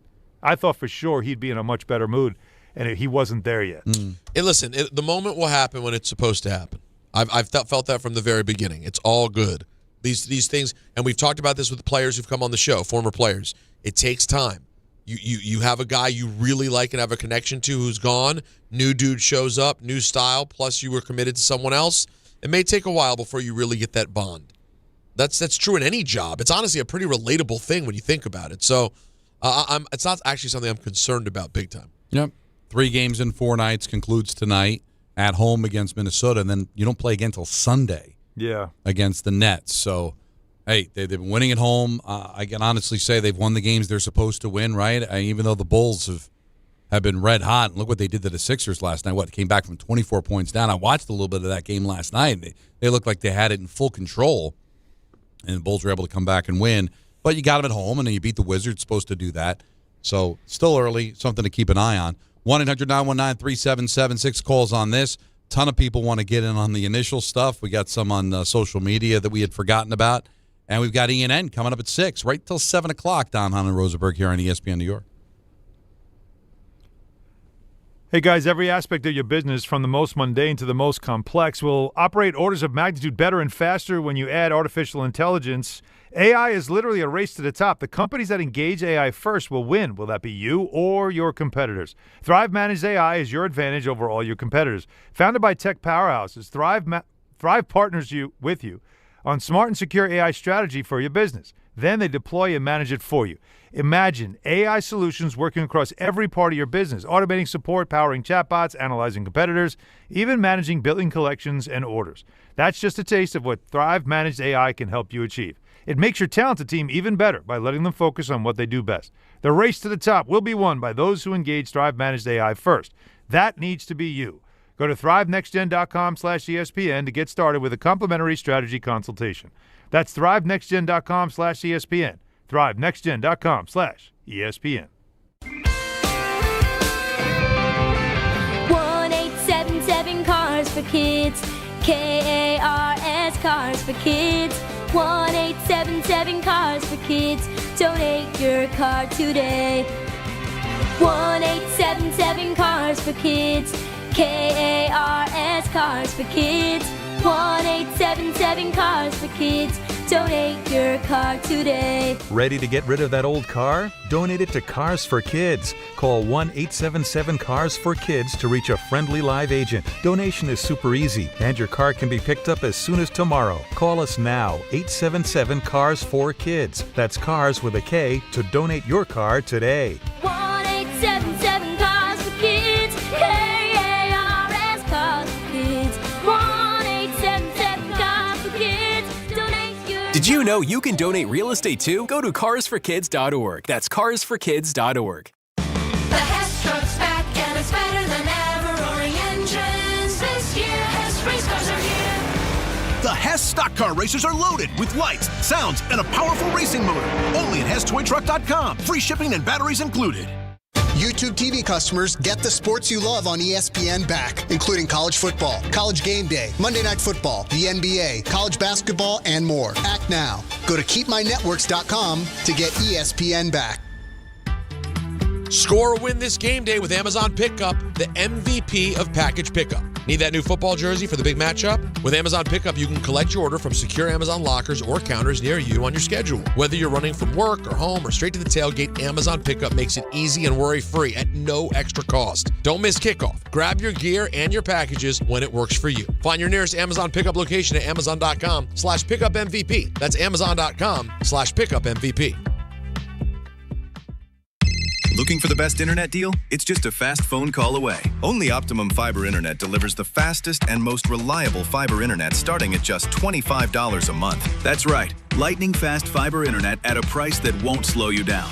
Call 888-4OPTIMUM today to lock in your offer in just a few minutes and see how you can also get the Disney Plus Hulu bundle and an unlimited mobile line on us. Don't take slow for an answer. Call 888-4OPTIMUM or visit Optimum.com today. Terms apply. Friends, it's football season, the best time of the year. You should be out there tailgating, cheering on your team, and enjoying every Sunday. But if you're dealing with neck pain, back pain, sciatica, or nerve pain, even getting off the couch can feel like a challenge. You don't have to live like that. There's help. Dr. Jay Shaw at Sandwell Pain is New Jersey's top pain specialist. He's Ivy League trained, double board certified, and is dedicated to helping you get back in the game. Here's what makes the difference. No surgery, no scars, no long recovery, no pain medication. Just precise, non-surgical image-guided procedures that deliver real results. Dr. Shaw treats neck pain, back pain, joint pain, migraines, nerve pain, and sciatica with a plan that's customized for you. Same-day and next-day appointments are available, and with offices in Woodbridge, Livingston, and Inglewood, relief is always close. So don't let pain keep you on the sidelines this season. Visit SandwellPain.com to call, text, or book online. Most major insurances are accepted. That's SandwellPain.com. Relief is closer than you think, and it starts today. Now let's take a look at the traffic with Brandy Scott. Thanks, guys. We're going to start off in Jersey, 78 eastbound. Still have this overturned tractor-trailer in the left lane right before exit 48 for 24 in Springfield. Jam there and backed up into Berkeley Heights. After that, eastbound locals are back open. They picked up that accident investigation by exit 49 for Vauxhall Road in Union. Still bumper-to-bumper on the belt westbound, heading over to the Verrazano in Brooklyn. Earlier broken down car on the lower deck. You're solid there from Flatbush Avenue. Worst of it's the outbound George Cross Bronx westbound. A broken down car in the center lane by the Deegan. Traffic is slammed there from the Bruckner on through. Inbound George, no issues for both the upper and lower decks. Outbound Lincoln will run you 10 to 15. Outbound Holland 20 to 30. This report is sponsored by the New York City Department of Transportation. Speeding ruins lives. Drivers, watch out for pedestrians and cyclists and slow your turns to less than 5 miles an hour. I'm Brandy Scott on 880 ESPN New York. Your fantasy roster is set. The Smack Talk is heating up, and this season, ESPN Bet is giving you more ways to ride with your squad. Introducing the ESPN Bet Fan Center, where you can instantly link and bet on your fantasy teams right in the ESPN Bet app. An enhanced sports betting experience only from ESPN Bet, the sports book for sports fans. Make the connection today with ESPN Bet Fan Center and the ESPN Fantasy app. ESPN Bet Sportsbook. Download the app today. Must be 21 plus. Gambling problem? Call 1-800-GAMBLER. Terms and conditions apply. See app for details. Michelle Smallman here for Gainbridge and their Give Back program, Gainbridge Assist, powered by Parity. Gainbridge and Gainbridge Assist, powered by Parity's goal is to empower girls and women through sports and education, providing 32 organizations in 21 states $222 of grant funding during 2025. These grants aim to level the playing field and expand access to sports and education for girls and women across the country. Here's to a future with no limits for women's sports with Gainbridge and Gainbridge Assist, powered by Parity.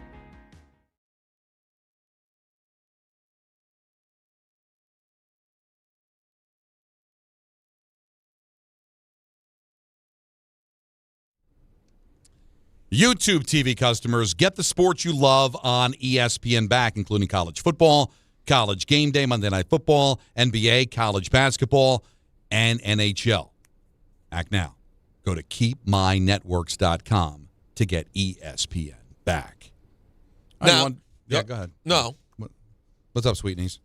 Excuse me? You mentioned football. Did you know that every NFL Thursday is your chance to hit the jackpot on FanDuel? You don't know that. Well, listen. All right. Did you know that FanDuel's Thursday touchdown jackpot, you can win a share of $2 million in bonus bets each week? That's good. Did you know that to get in on the action, all you have to do is place an anytime touchdown scorer bet before the game kicks off? And if your player scores the first or last TD, you win your bet plus a share of the bonus bets? Love it. Did you know that if you were to sign up at FanDuel, you go to FanDuel.com/Peter to sign up? Did you know that? I did not know that. Yeah. For your chance to win a share of $2 million, you hack-a-doodle-do. All in bonus bets. It's incredible. Play your game with FanDuel, an official sports betting partner of the NFL. 21 and over in physically present New York, opt-in required. Must apply profit boost token on select market. Prize pool to be split equally among all eligible participants who made the correct first or last TD pick. Bonus issues, non-withdrawable bonus bets, which expire 21 days after receipt.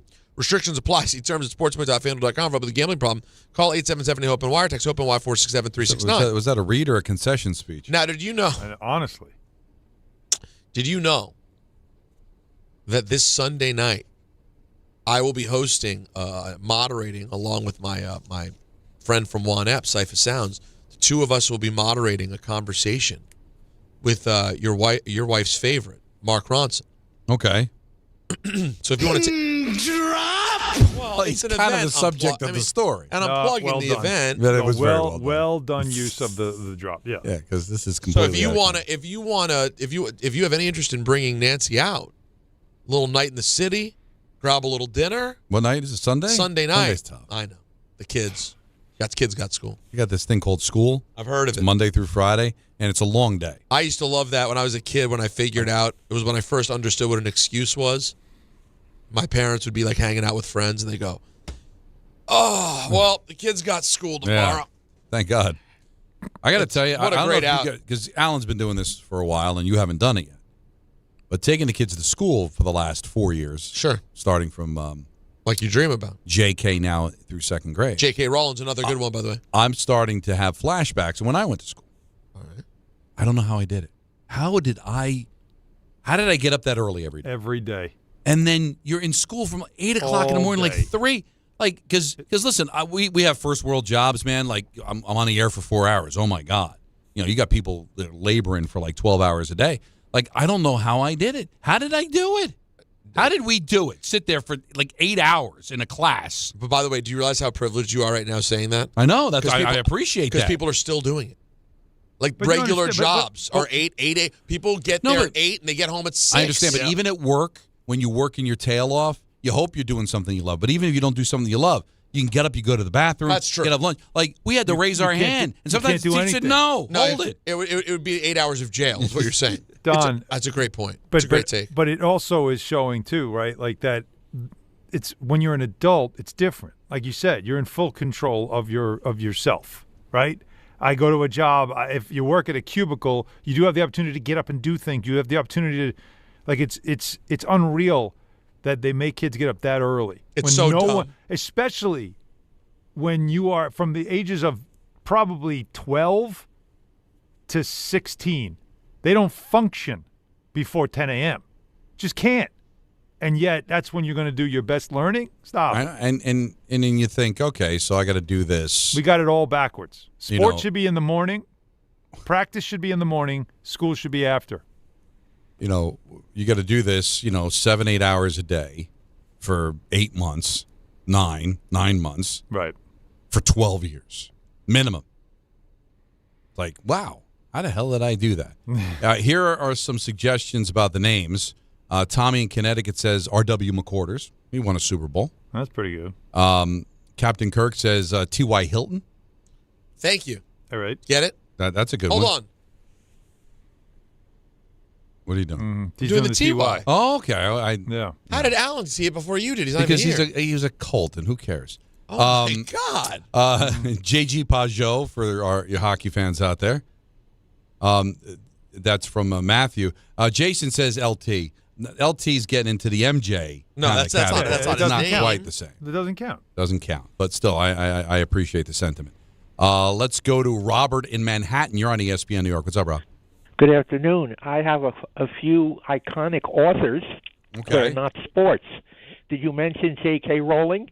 I just did. I just did as a joke. But I want to warn you. I don't think you can go F. Scott Fitzgerald because it's not initials. No. Were you going to go F. Scott Fitzgerald? No. The ones I have in mind are two. Well, I can give you an author you never heard of. All of the ones I'm going to mention are British. J.T. Edson, Edson. He's an Englishman who no longer with us, but he wrote over 150 novels and short story collections of the American frontier. What are we? Very well-known English author. Robert, come on. You're talking to a bunch of sports talk yo-yos, You know what buddy. you're doing. What are you doing? I'm going to let you continue, Get Robert. one more, but this is rough. No, I'm going to let you continue, Robert. But you're a bit of a show-off. You're a bit of a show-off. No, You're talking down to us right now. Come on. That's all right. I'll give you two. I'll give you the other two. One is C.S. Lewis, English author. Yeah. Okay. Yeah. The other is J.R.R. Tolkien. Yes. All right, now you're talking. Okay. All right. Okay. All right. But otherwise, you're a bit of a show-off. This is definitely. I don't know what you're showing off. This is definitely like he's bragging. He's bragging. Listen, look what I know, and I know for a fact you don't. Oh, I know all these wonderful British authors. Yeah. You silly little sportsmen. We're a bunch of yo-yos. Come on, let's be reasonable. Yeah. Well, I love it, though. It's great. That's what it's about. By the way, maybe divisive character depending where your politics lie, but right now, J.D. Vance, pretty big one. It's vice president. Has there been another politician with the... Oh, that's a good one. Just ones that have initials, like, again, the JFKs and FDRs. That doesn't count, though. But that doesn't count. No one called him F.D. Roosevelt. Why do I feel like there is one? There is one, right? But I can't think of it. But it feels like there's an old-timey one that we're forgetting. An old-timey president. C.C. Coolidge. Yeah. Oh, you're talking about J.Q. Adams. Yeah, J.Q. Adams. Oh, you talking about M.V. Buren? J.Q. Adams. Don, what about M.V. Buren? Yeah, there you go. From the Van Buren boys. you know M. Martin and them boys. Yeah. Harry S. H.S. Truman. God, but I do feel. Don't you feel U.S. like Grant? U.S. count Grant. U.S. Grant? Of course you do. do. But No. you didn't call You him that, did- though. no, Ulysses Ulysses. S. You called him. You did you're throw right. out the Ulysses. By the way, he should have went you. Yeah, but you know what? I think he wanted to show. I think he was very proud to be Ulysses? Yeah. We've never had an initials. We've had initials in the name. James K. Polk. Yeah, no one called him J.K. though. No. No one called him Rutherford B. Hayes. You had to say B. Maybe that's what's confusing. By the way, Nobody ever called him Rutherford Hayes. no, his friends did. His friends called him Rutherford Hayes. They called him Ruth Hayes. Ruthy? Rudsey? What was Taft's first By the name? way, He looked like he'd have W.H. That's William Howard. Now, William Howard, yeah. I'm. If we have a son, at any point, I'm naming him Rutherford. Beautiful. No, you're not. Yeah, there's not enough Rutherfords you just anymore. aren't. When he was doing as the far as authors, I'm did he concerned. mention T.S. Eliot? No. T.S. Eliot. Why would he mention what we've heard of? Yeah, what we've heard of. No.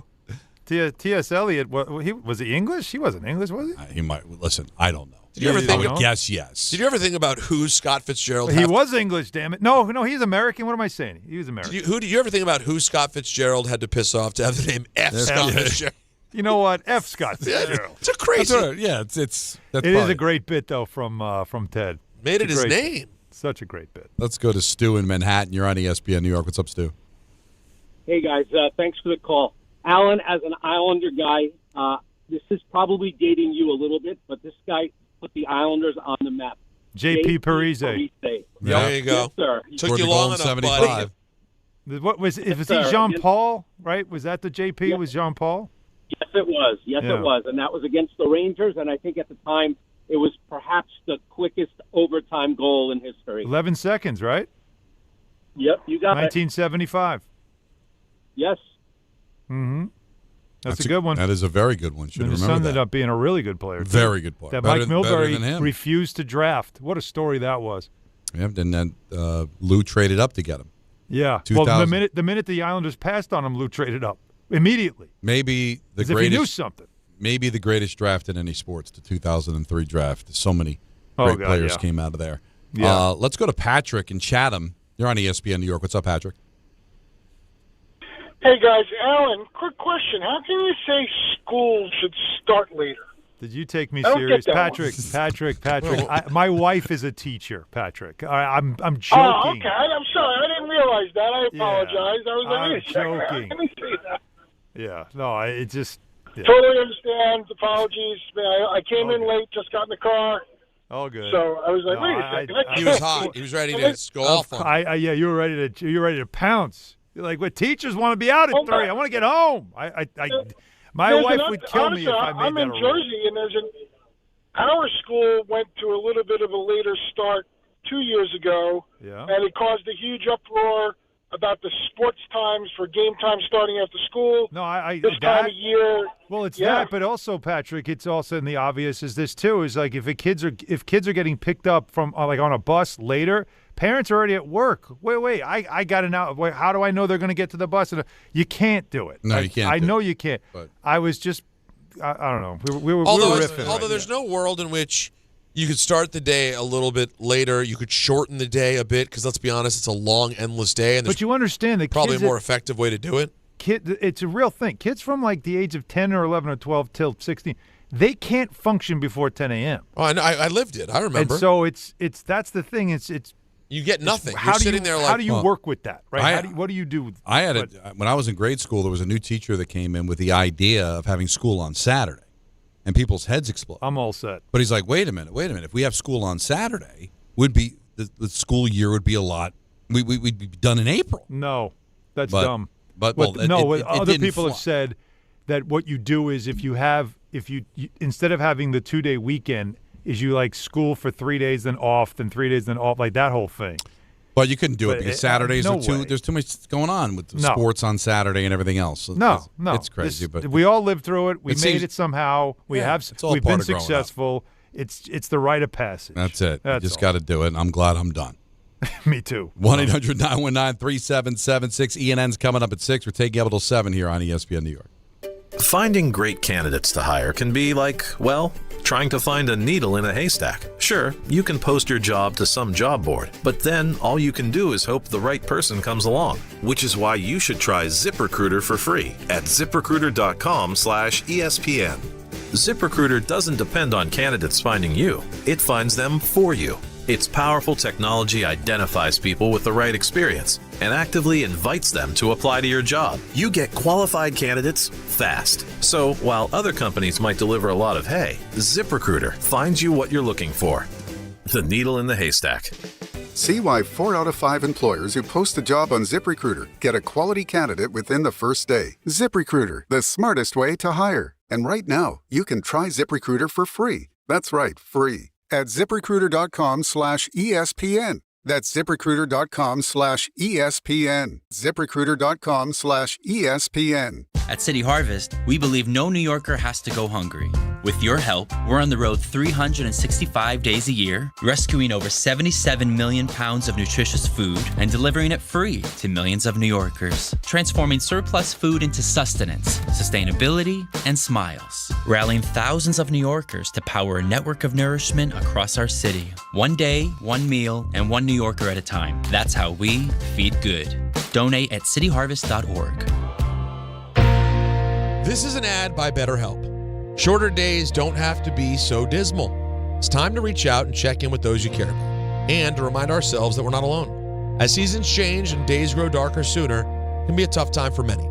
This November, BetterHelp's encouraging everyone to reach out, check in on friends, reconnect with loved ones, and remind the people in your life that you're there. BetterHelp does the initial matching work for you so you can focus on your therapy goals. Short questionnaire helps you identify your needs and preferences, and our 12-plus years of experience and industry-leading match fulfillment rate means we typically get it right the first time.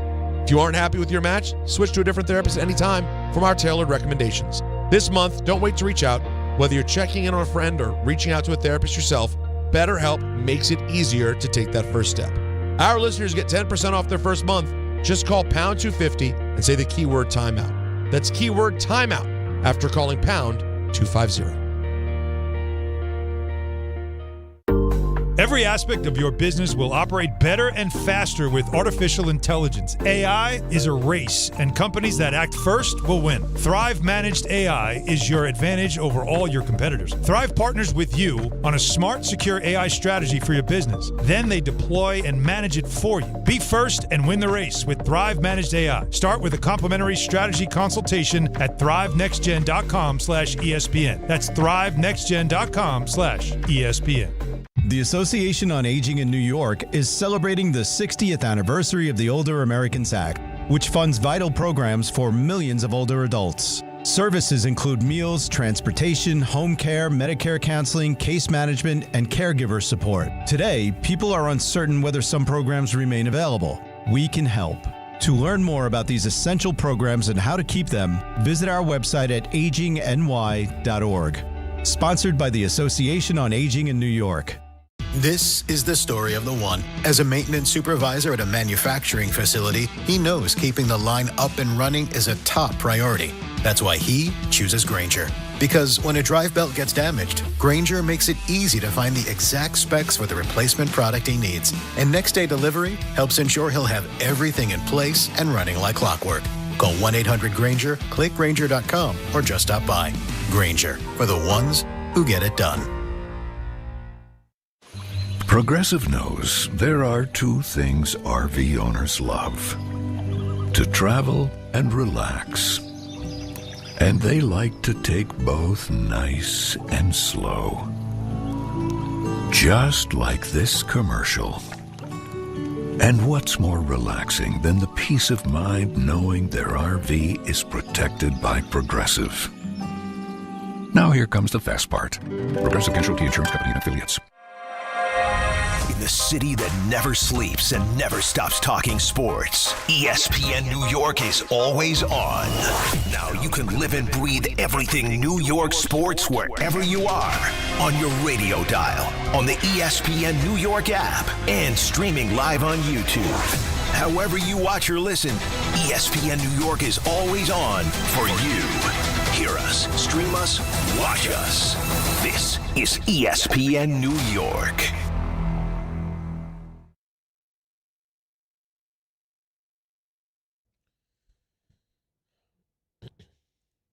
Love this song. Yep. 25 or 624. Got a lot of grief from people when I listed them in my top 5 American bands. Chicago's good, man. Are you and you're kidding? talking about like decades. You won't get grief from me on that one, Donnie. Like the 60s stuff, and I know it was kind of lame, but like all of the 80s stuff with Peter Cetera and like the soundtrack stuff. All right, the ballads. But dude, that's still like 30 years of work, man. Yep. Like that's a great song. Oh, hell yeah. So, I don't know if Peter has an opinion on it. What was it again? Chicago. 25 or 6-4. Why is it called 25 or 6-4? It has something to do with the time. Although it's that doesn't make sense. Listen, I'm sure they were all high. They were. And they couldn't figure out the time. What is There's like 25 or 6-4. It doesn't make sense. That's 54. 25 or 6, meaning like it was, what was it? It was 335 or 334. My dad would be upset if I didn't jump in on this. Before 4. Because he's told me the story when we hear this song, and they were racking their brains trying to come up with this song, and they were up so late at night that when they were staring at the clock, it looked like either 25 or 6-4. They were delirious. They didn't know what time it was. Yeah. And that is the play on. It's a lot of drugs and alcohol in the best way possible. Kind of like the Iron Butterfly. One of my favorite songs, Indigada Davida. It's a 25-minute song. It's really a trippy song, right? Indigada Davida. Yeah. In the Garden of Eden. Yeah. But they were just so wasted that Indigada Davida, and that became the name of the song. Indigada Davida. You know, there's a lot of Pearl Jam songs that sound like that too. But they they didn't change the name. You just didn't know what the hell he was saying. But you know what it is? It's turning into the skid. It's like, listen, we could correct it, or we just, let's go with it. Lean into it. Let's lean right into it, and that's exactly what they did. Iron Butterfly. I don't know any other song by Iron Butterfly except that one, and it's like 25 minutes long. Yeah, very good song. Strong. Very trippy. You've heard it, right? Going 25 is strong, though. You've heard this song. Have I? Oh yeah. But you'll find Jacob's going to find it as. Well, what part do you choose from a 25-minute song? Well, right out of the box. It really doesn't change a lot. It's just they're riffing. Just man. keeps going. They're going. George has been on hold for a while, and I apologize for that, George. The show kind of got away from us. So, George in New Jersey, please, the floor is yours. Good evening, gentlemen. Love the show. Love you guys. Don, I love you to death. I would take a bullet for you. That's how much I love you. Wow. Where in Jersey do you live? Just in case that ever comes up. Oh, I'm up in Morristown. Please say but I'm we from hope. Somerset Oh, originally. so close. All right, if I'm in that area, though, I'll know that I'm good. All right, go ahead, George. But I got to disagree with you so much on this Jets stuff and these trades, man. I have been a loyal fan of this team for 25 years, more than half my life, Don. I've dedicated to being ridiculed, teased, and mocked endlessly for my love and devotion of this football team, and they have rarely given me anything to cheer for. My daughter is almost 16 years old, and basically that was around the last time the Jets were in the playoffs. They've not given me anything to look forward to ever, and this has been my final straw. And so on this Wednesday, November 5th, 2025, you can strike up your fraud alert music because I am done with the New York Football Jets. Wow. And I'm not coming back. I don't think it makes you a fraud. Are you going to root for another team? I am going to pick another team. Well, Because then that's fraud. if this were a relationship, who would put up with this disrespect for 25 years? Yeah. You wouldn't stay with Nancy if she disrespected you for 25 listen, years. I'm going to call you a fraud if you go root for another team, but I get it. That's why I brought up to Alan about tapping out. Like, if you cannot extract any joy from this team, if rooting for them actually hurts, the prudent thing to do would be to walk away. And your analogy, George, is a perfect one. If you're in a relationship and she's cheating on you, or she's beating on you, or you walk away. It would be the smart thing to do. All right, but I get it. You want to try to hang in there because maybe one day, and if that day does happen, it'll be glorious. But it may not. I can't get mad at that opinion. I just can't. No, you can't get mad at it. I mean, finding another team, I don't know how easy that would be. That'd be that's starting over. That's a very difficult thing. 25 years. Like again, for me, it started in 1980. And so, how do I find another team and suddenly just say I'm all in on this team? It would feel weird. It wouldn't feel comfortable. The only way that you could do organic. it is if there was another team that you liked for whatever reason, or that you feel like you can pivot to. Yeah, but really, how often do you really have somebody that's like that? No, there's nothing like that. It's just be really hard to do. Now, I want to tell you guys something. I don't know if you're fight fans, but for fight fans out there, Bud Light and ESPN New York are sending you to UFC at MSG. Tap the Bud Light tile on the ESPN New York app, smash it, bang it, rub it, and enter for your chance to win a pair of tickets with what? in the ESPN suite. Catching all the action alongside me. You can do this through November 7th on the app. Listen and enter through that Bud Light tile to score your shot at the Ultimate Fight Night. Bud Light, the official beer of UFC, so make your move now on the ESPN New York app. 21 and over, no purchase necessary, void where prohibited. Rules on the ESPN New York app. Please enjoy Bud Light responsibly. This one's fictional, but I like it. HR Puffin stuff. Someone else sent a good fictional one. What was it? How did we not get that? The way Don said that was just, why is that funny? I don't know, because it's funny. HR Puffin stuff. They're Puffin stuff. And when I was a kid, I just thought that's a cute name. We all watched. And then you get older and you're like, oh my God. Like Puff the Magic Dragon. Who knew? They were talking does about LL Cool J count? Well, it's a made up name. That was one of the ones. LL Cool J was one of the ones. W.B. Mason's a good one too. W.B. Mason. PC Richard. PC Richard. Jacob and I were going back into W.B. Mason's history. You know W.B. Mason is a real person? I thought so. And the company actually started like the 1800s. Well, office supplies were big back then. Huge. Well, stamps and paper. Yeah. How do I get that printing press delivered? Ladies love, right? Ladies love Cool James. Cool James, right. It's Cool James Todd That's Smith. pretty confident. But he's I'm beside sure himself with humility, isn't he? I mean, he was, he's making a point. Yes, he was. Was he wrong? And by the way, did he lie? No. I don't know apparently his not. background. Can you guess? Did you ever see any videos with his shirt off? Well, I knew. No, I understood he was confident, but like how well he did, I can only assume. What would right? you? What would well, you? I mean, he's a good-looking rapper with hit songs. Yeah. Yeah. In great shape. I represent Queens. She was raised out in Brooklyn. So Wow. right there, he's singing us about, Nice. Look at that. rapping about his girlfriend from Brooklyn. All But right. he wasn't like when he first came up though, right? Well, Peter, you were very young, but I remember when he was like the I'm Bad album, he's skinny. Oh yeah, that's true. He He at didn't first get he was big. just thin, and then he got jacked. Yeah. He called you a meatball, Mike. He did once. You remember that? He called Yeah. me- we made up since then. All right, that's good. But when he called me a meatball, it was tough.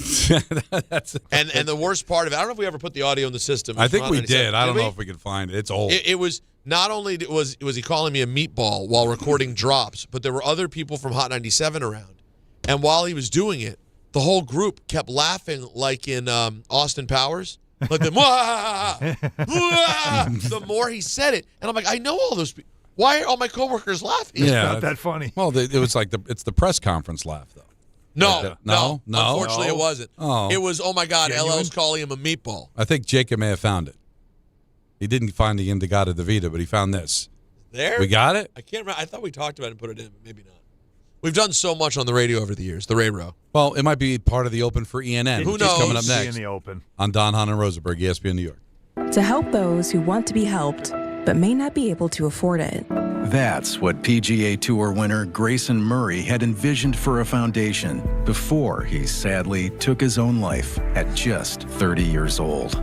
His parents channeled their grief into creating the Grayson Murray Foundation, carrying out his vision to help those struggling with mental health and addiction.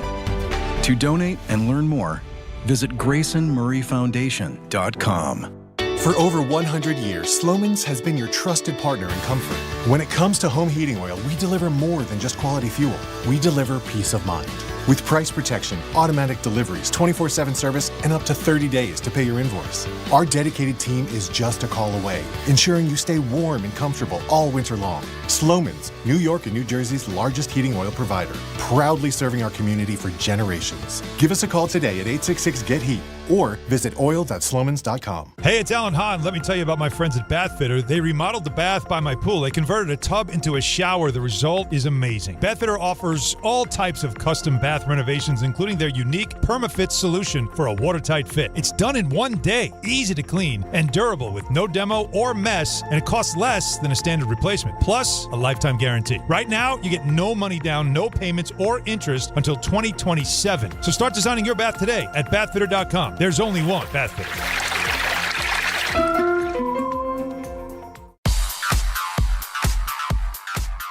Now let's take a look at the traffic with Brandy Scott. Thanks so much, guys. I hope you have a great rest of the night. We've got the Knicks home at MSG. Probably your best bet. Stick with mass transit. Really no easy way to drive into Midtown, especially tough on the FDR. You're crawling in both directions, heading over to the 59th Street Bridge.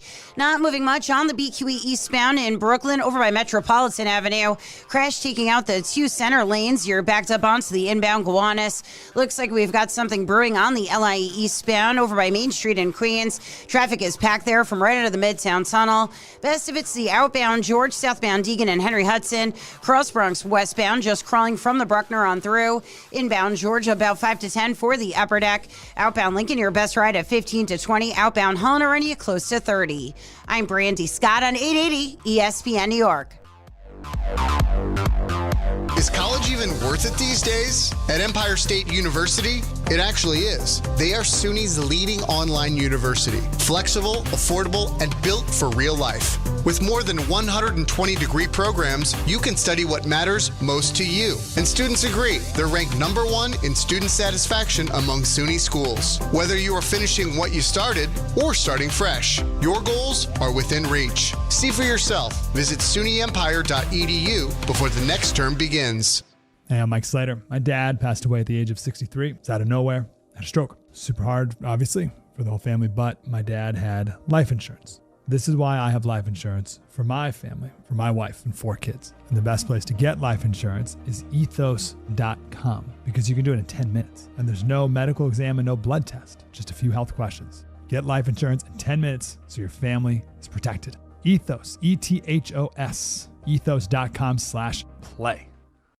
Hey, fans! Welcome back to Fansville's Cheers and Tears. Oh. Okay, so like everybody deals with losing, right? To a rival on a last-second field goal. Whatever, it's fine. I'm totally fine. But I cope with losing with an ice-cold Dr. Pepper. Those 23 flavors are like so delicious. They totally wash away the pain of your college football team taking a big fat L. College football, it's a pepper thing. 880 ESPN, WHSQ, and WCBS-FM HD2, New York. A Good Karma Brands radio station. This is an ENN Special Report. Now reporting... the very handsome Jewish man, Peter Rosenberg. We should talk some sports. Do what you want. It's ENN.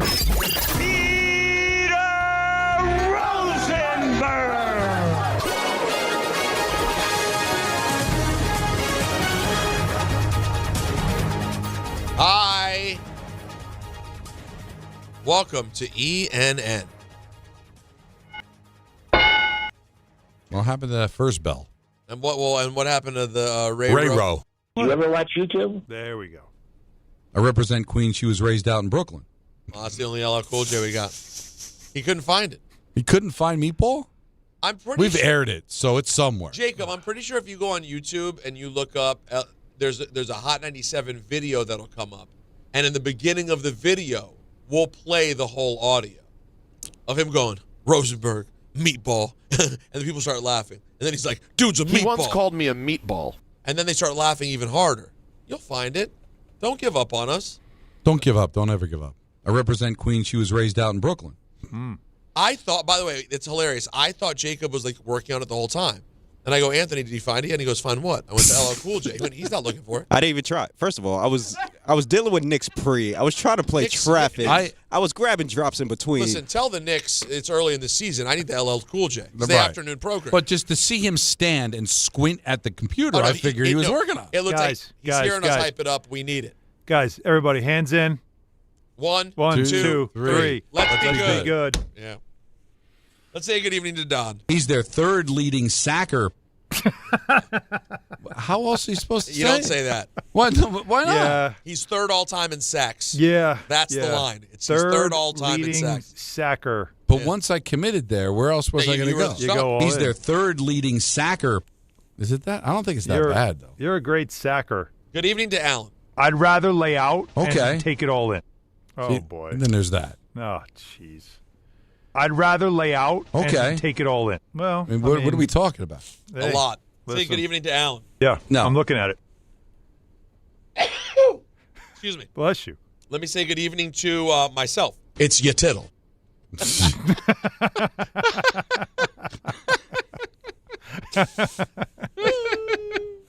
There's so many ways that'll be good later. We're talking about old-timey football. It's ya tittle. You enjoy throwing up every 5 minutes, Claude? Clark. I thought so.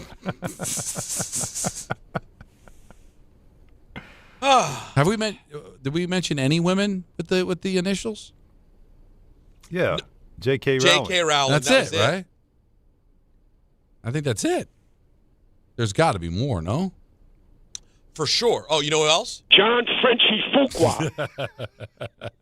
JF. JF. What about MJ? That is true. That's baby MJ to you. Yeah. What about ZZ? And I know Zach Zarba. He was the crew chief. He's a Brooklyn guy. He used to call games at the Jewish Center on Eastern Parkway.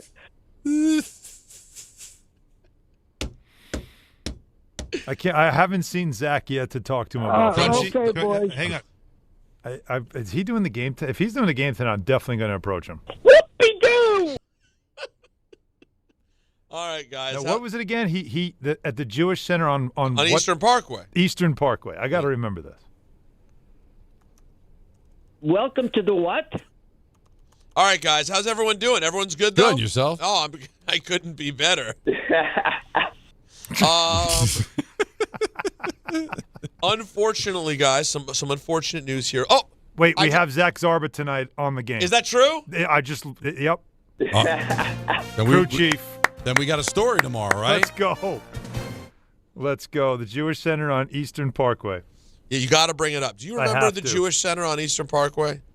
By the way, I just got a text, and I don't know what it's about, but J.J. Devaney, Don, what are we doing? Yeah. Oh, we love him. The great J.J. Devaney. Oh, yeah. And Pat O'Keefe texted me ML Carr. The great ML Carr. ML's a rare one. Yeah, very rare. You don't see, there's MLK, but no one really calls him that. I've never heard of someone going up to Martin Luther King Jr. going, ML, let me holler at you real quick. No. Never heard of that. But we weren't around. We don't know. What about we said Cece. Yes. We meant Sabathia. What about Carlin? This is college football. Why?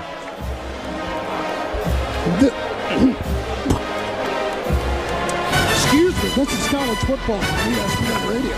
Oh, my God. It's so wrong. Do I have to put that on the short list? Do you understand that this poor man, he's doing God's work right now in the middays? He is. You know You this, have no right? idea. I'm listening today, and I texted him, and I just said, there's a place in heaven for you just because of what you're doing today. Well, it was special stuff today? Bart was on one today, man. He was on one today. About the Jets? About everything in life. There was one time where they were – Chris thought that Bart would just take it to break after a read. So I think he went to eat something or take a drink. Whatever it was, Bart then just stopped. And Chris had to – Come with back. food in his mouth. I know. It's a lot. There's a lot. He's doing a lot. God bless him. And I wonder, and the schedule they give him at ESPN, he's in Kansas City one week, he's in Seattle the next but he's week. killing it, though. He's unreal. Yeah. All right, guys. So Kyler Murray, unfortunately, is on the IR, so he's already missed 3 straight. He'll miss another 4. That's 7 totals, at least, to you and me. Good news, though, silver lining. Doesn't the new Grand Theft Auto come out there, Anthony? Or whatever game? Yeah, very soon. Black Ops 7. That's in 2 weeks. So he'll have plenty of time to do it. Yeah. There you go. No, but the new Vice City, I think, is next year. It's coming. Maybe. They've been teasing that forever. C.J. Stroud is out at well. He won't play against Jacksonville because of the concussion, which means the great backup. Are you familiar with the work of Davis Mills? Yes. Well, good, because he'll be playing.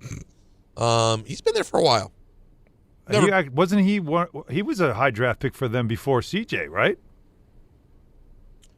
Yeah, he's been there probably 5-6 years. He was supposed to be the quarterback of the future for them. You know what? After Watson, right? What are we wasting our time talking about C.J. Stroud? I just looked at the screen and it says LL Cool J, 30 seconds on here. Oh my God, get to it.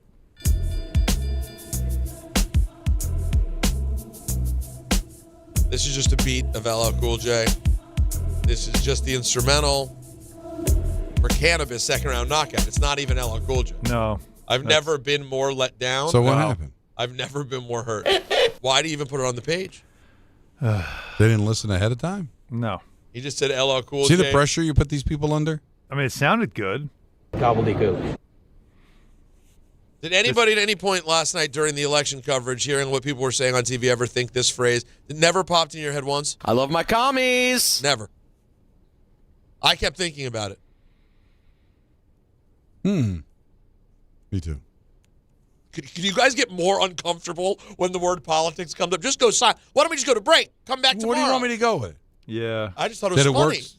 It's funny that people call him a communist. And I have a job where I say, I love my commies. I know, but you can understand that people we're so scared to talk that we're going to get a message from someone that goes, oh, you uttered the word politics. No, it's not scared. It's definitely not scared. And it's not worried about getting an email from anybody. Acknowledged an election happened.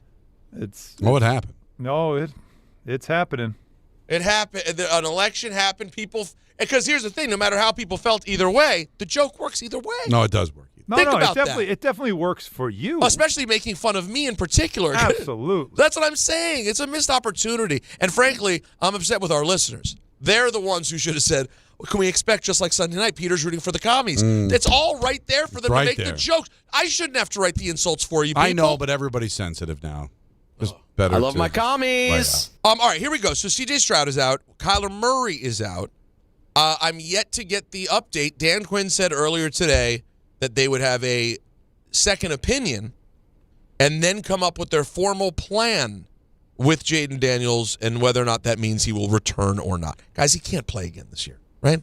I don't know how it works with your non-throwing arm. Like, can they stabilize it in a way where he can still play? Why would you want? But what's? I mean, no, because you want to save your season. Because it doesn't look like does anybody want to make the playoffs in the NFC? Oh yeah, a lot of teams want to make the playoffs. I know they want to, but Carolina is anybody going to step it up? Carolina's in business. Well, the Bears are sort of in business. The Packers are in business. The Lions are in business. The Vikings are in some business. Like, there's a lot of teams that have racked up wins. They're 3-6. Right. But what are they doing now? Were they going to go out and beat Detroit on Sunday with Marcus Mariota? I wouldn't think so, but I didn't think Minnesota was going to beat them. I don't know if they'll even send a full defense out. They may have 9 players on defense. The thing that's frustrating is that if the Giants had just taken care of business like they should have against the Cowboys and the Broncos, just those 2 games, not even win the Saints game, which they should have. I'm just giving them the games that they had done. No, they won.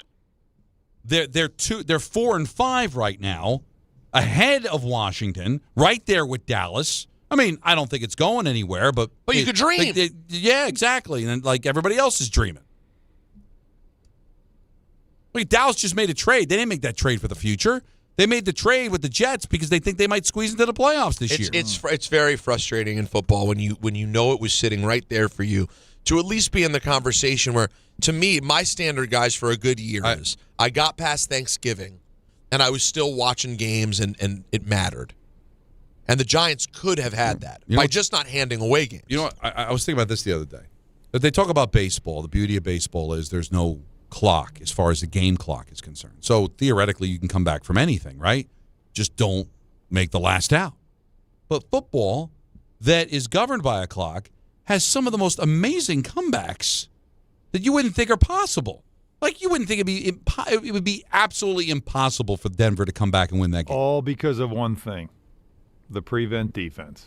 But even when you're how did they have the time to do that? Like, what's the baseball equivalent? Because, Don, you can get down the field so quickly when you're given field. When you're given space, it's, you know what I mean? It's almost like if in baseball I bring the outfielders in and I have no one in the outfield. And all you have to do now is just pop the ball over my head and we got to go chase it. Yeah. But I'm keeping I want all 7 guys up front. Because I'm not giving up any ground balls. Like, I don't want you on base and all that stuff. So they're just popping over the top of your head. It's almost like that. You're giving field. You're just handing it to them. Go ahead, take it. Go ahead. It's like playing a zone inside the 3-point line. I hate it. And I've the team always just hated hits it. threes and comes back in the game. I don't understand why we don't want to foul. So always been a thing. This is actually better because I've seen this happen in the NBA. You don't want to foul teams, so you stay off the line. Yeah. You sit in a zone. And they just tee off from 3, and if they hit 3 in a row, the game turns. How did you just score 12 points in 50 seconds? Well, we took 4 threes, and they didn't guard us, right? Like, they were taking away the paint, and they didn't want to foul to stop the clock. Like, the prevent defense is so maddening. It by the way, and it has been forever. And, for years, and everybody it's funny. says it. I said it the other day, too, right? When I was saying the thing about Kansas City's defense, like, once they get a lead, Spags can really tee off. Even that philosophy is stupid. Yeah. You can line up and go after the quarterback even when it's 0-0. You can do it all the time. Right. You don't have to sit back and let people get chunks of yardage. There are just these certain philosophies. And you can control the clock by going out of bounds, which they'll let you do as well. They give you the middle of the field. So, okay, I get the middle of the field, and I just run up and clock it. And now that you can hit field goals from 70, or at least 68 right? as of this weekend. How about that? And by the way, he had a few yards on it. Oh, that means we're going to get a 70. Well, we would have. 70's coming. The one that beat the Giants or tied the Giant game. Right there. 65? That was a 65-yarder that hit the net. Yeah, oh yeah. Yeah, that had 75 on it. Well, I can't wait to see it. Has this happened yet? Has there been a situation where a team receives like a punt or kickoff at the 30 or so? I guess it would have to be the 40. Goes 3 and out and just kicks a field goal? That's what we're going to, because that is going to happen. Maybe this year. Oh, my God, guys. Guess what? What? It's your man to go, LL Cool J. You need to wake up, B. Ebro in the morning with Laura Stiles and Rosenberg. You heard? Rosenberg. Meatball. You a meatball, man. Let's just get that out the way. Yo. That's a press conference laugh. No. Listen. Well, you were there, so you know I wasn't better. there. But if you listen close, let's just listen close to the end. There's an out loud woman's laugh that's really enjoying it. It's your man to go, LL Cool J. You need to wake up, B. Ebro in the morning with Laura Stiles and Rosenberg. You heard? Rosenberg, meatball. Wait. You're a meatball, man. Let's just get that out the way. It's a like me laugh. Yeah. That's a the like same. me laugh. You think that's so? the same female, and that's definitely a. If I laugh loud enough, he'll look at me. Right. Okay. Because the ladies love Cool James, right? So you don't think I should feel bad? Not at all. All right, good. I got up from it. By the way, when he did it, was he doing it like did you know him well enough that he could go there with you? Oh no, he at that point he did not like me. Oh, he just didn't like. He did not Was like there me. an incident? Well, what happened? I don't remember what the origin was of LL not liking me, but we had a back and forth with he really was not friendly, and then we started then I started doing freestyle raps about him on the air, which were odd and sort of sexual in nature, sort of strange. Okay. Yeah, it didn't age great in 2025. Rosenberg, meatball. But yeah, we're gonna get some use out of that. So he just bullied you there. Aren't you glad you did the work though, Jacob? See, you did the work. And now we have that. Maybe the Knicks leave you alone and let them know, hey, we got a broadcast we're doing. Sorry. And by the way, I know your game's important, but yeah, but listen now, have that drop ready. Think about how well that plays tomorrow if we go to an Italian dinner, Italian lunch. You can use that anytime you want. Is that where we're going? I don't know, but if we do, I don't have Rosenberg, meatball. What's the place downstairs? Yeah. Italian. It's Italian. Rosenberg meatball. You know what? This is how you turn this thing around. You get them to make a dish and call it the Rosenberg meatball. There we go. And say he was actually plugging my dish at the restaurant. Now it's a win. No, we made up though. When he went around promoting his last album, we did a fantastic interview. So he needed you. I wowed. No, we just did an interview and I wowed him with my LL Cool J knowledge. All right. He didn't really know me. He had a lot of people in hip hop had a bad impression of me for a while without knowing. I wonder why. Excuse me? Whoa. Nothing. What? No, I something wonder behind why. it. No, that did not. It sounded very sarcastic. Now, guys, how about this? Tom Brady revealed something interesting to the world.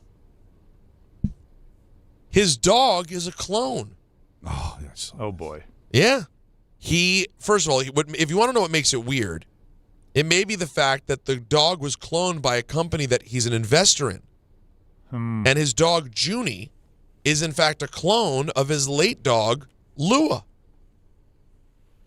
Giselle knew. I love my animals, Brady said in a statement released by the company. They mean the world to me and my family. A few years ago, I worked with Colossal and leveraged their non-invasive cloning technology through a simple blood draw of our family's elderly dog before she passed. The dog is a pit bull mix. Lua was adopted by Brady and his former wife, Giselle Bundchen. The couple divorced in 22. Lua died in 23. I remember their post. I remember both of their posts when the dog died because I'm a dog freak and I like to weep at people's posts about stuff.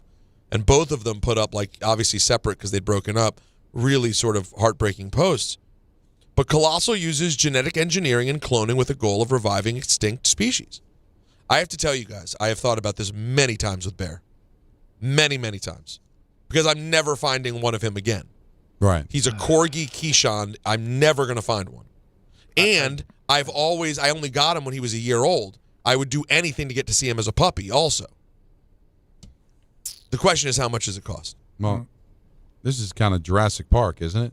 Is that the next step? How about it's more than kind of Jurassic Park? Well, but beyond it, so this is still experimental, right? You can do it.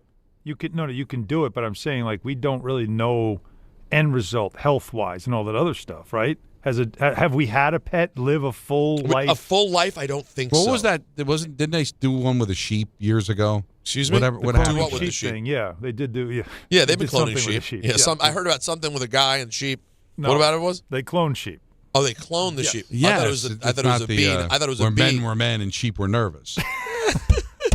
It was. Oh, is that what that means? That's what it means. You didn't know? No. But what's the lifespan of those sheep?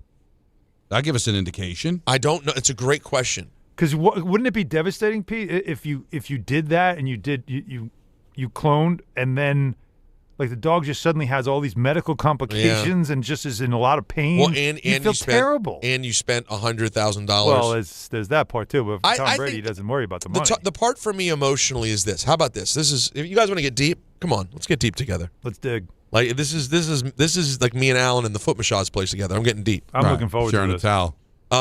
Sharing a towel. That's right. No, well, think about it like this. So we lost our Rocky 7 months ago.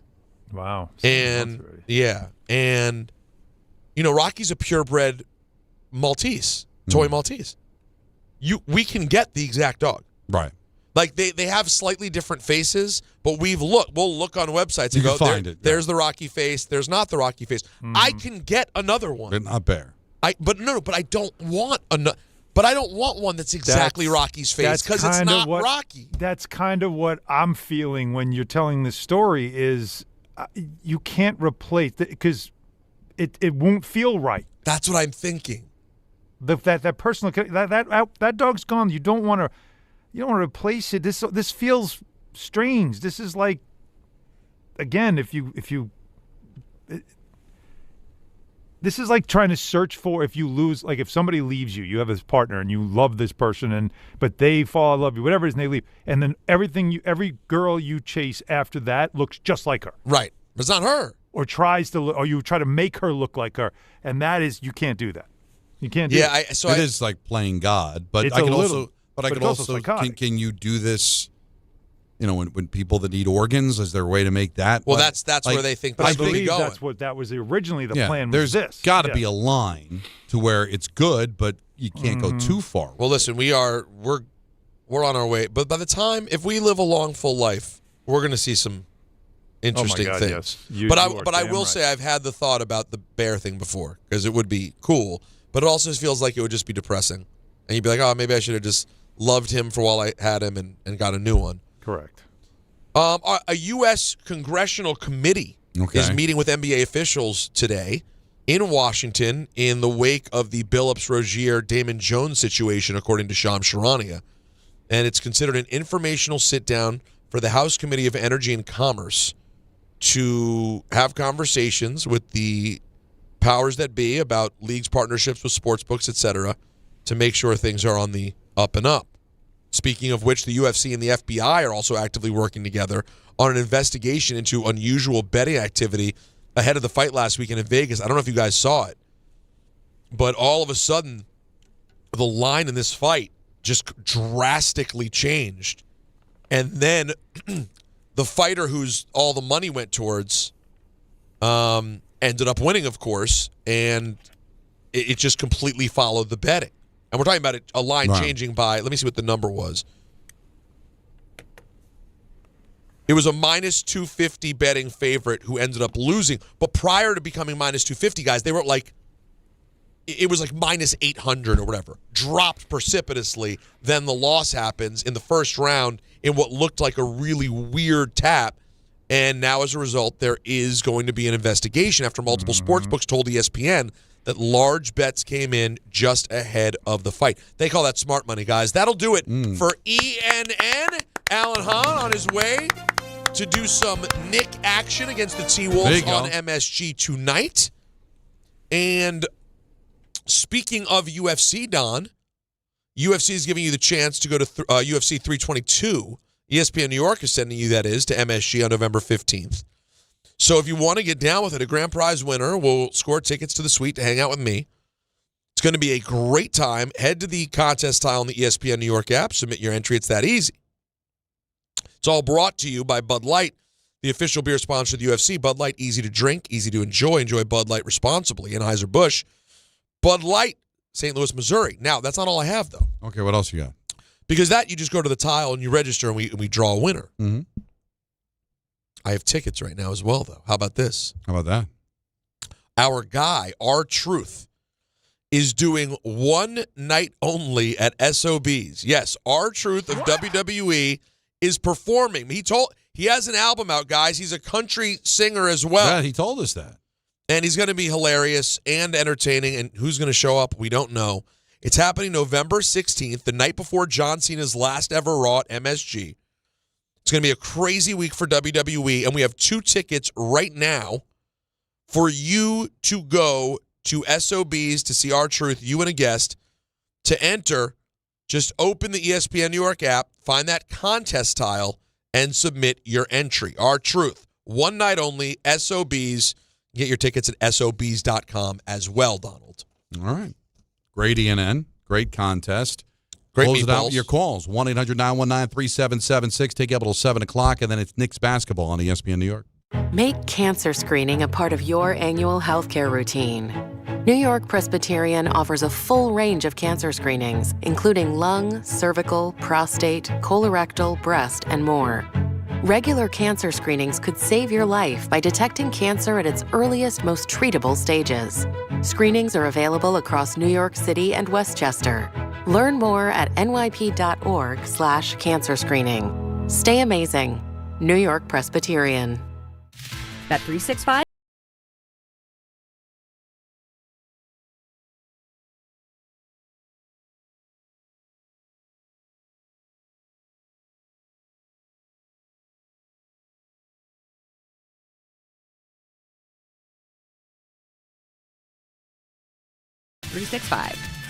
Gambling problem? Call 1-800-GAMBLER. 21 plus only. Must be physically located in New Jersey. T&Cs apply. Looking for the best internet deal? It's just a fast phone call away. Only Optimum Fiber Internet delivers the fastest and most reliable fiber internet starting at just $25 a month. That's right. Lightning fast fiber internet at a price that won't slow you down. Call 888-4OPTIMUM today to lock in your offer in just a few minutes and see how you can also get the Disney Plus Hulu bundle and an unlimited mobile line on us. Don't take slow for an answer. Call 888-4OPTIMUM or visit Optimum.com today. Terms apply. 1-877 Cars for Kids. KARS Cars for Kids. 1-877 Cars for Kids. Donate your car today. 1-877 Cars for Kids. Donate your car today. Ready to get rid of that old car? Donate it to Cars for Kids. Call 1-877-CARS-FOR-KIDS to reach a friendly live agent. Donation's super easy, and your car can be picked up as soon as tomorrow. Call us now, 1-877-CARS-FOR-KIDS. That's Cars with a K to donate your car today. 1-877 Cars for Kids. KARS Cars for Kids. 1-877 Cars for Kids. Donate your car today. Did you know you can donate real estate too? Go to carsforkids.org. That's carsforkids.org. All the way over Barzell, score! New York Islanders hockey is back at UBS Arena, and it's time to bring the family and make some noise. With more afternoon games this season, the Islanders have special kids-themed games and activities for young fans. Play games pregame at the park and head inside for fun on the concourse and on the ice. Tickets for the 2025-26 season are on sale now. Get your tickets at NewYorkIslanders.com. Score a win this game day with Amazon Pickup, the MVP of package pickup. Need that new football jersey for the big matchup? With Amazon Pickup, you can collect your order from secure Amazon lockers or counters near you on your schedule. Whether you're running from work or home or straight to the tailgate, Amazon Pickup makes it easy and worry-free at no extra cost. Don't miss kickoff. Grab your gear and your packages when it works for you. Find your nearest Amazon Pickup location at Amazon.com/PickupMVP. That's Amazon.com/PickupMVP. If you've been injured on a construction site, then you need a lawyer who knows New York's unique labor laws. At the Parisman Firm, they have decades of experience handling construction accident cases and a proven track record of delivering huge results. Their team has already recovered nearly $1 billion for hardworking New Yorkers. From scaffold accidents to slip and falls and equipment failures, they've got your back. Call the Parisman Firm now at 718-WORKERS. That's right, 718-WORKERS, because your case is their cause. Get the justice you deserve today. Empower. Tim collects bobbleheads. A lot of bobbleheads. Baseball bobbleheads. Race car bobbleheads. Little Chihuahua bobbleheads. He's got an entire room strictly for bobbleheads. Does he need them? No. Is his wife mad about it? A little. But Tim works with Empower, and he got good at money, so he can be a little bad. Ooh, horse bobblehead. Classy, Tim. Empower. Invest well, live a little. Start today at Empower.com. This one's for the flavor fanatics. Sour apple 5-hour energy shots don't mess around. They bring the bite. Tart, tangy, and packed with tasty caffeine, this little 2-ounce bottle punches above its weight. With 0 sugar and as much caffeine as your favorite 12-ounce coffee, it's the kind of pick-me-up that keep your taste buds happy without the crash. And it doesn't stop at sour apple. There are 17 bold flavors waiting for you to discover. Pick one up in store or stock up online at 5hourenergy.com or on Amazon today.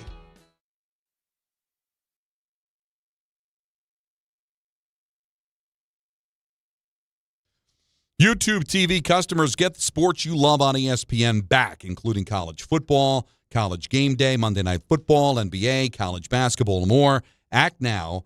Go to keepmynetworks.com to get ESPN back. Sorry, hold on. I'm adjusting myself, Anthony. I raised myself up a little bit, but I did lower myself. Excuse me?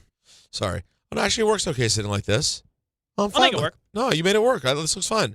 Don, I lowered my chair enough that my feet can sit on the floor. Game changer. It makes a big difference for the knee feeling when you're old and washed like we are. No. I got a meniscus thing. Is yours meniscus too? Mine's arthritis.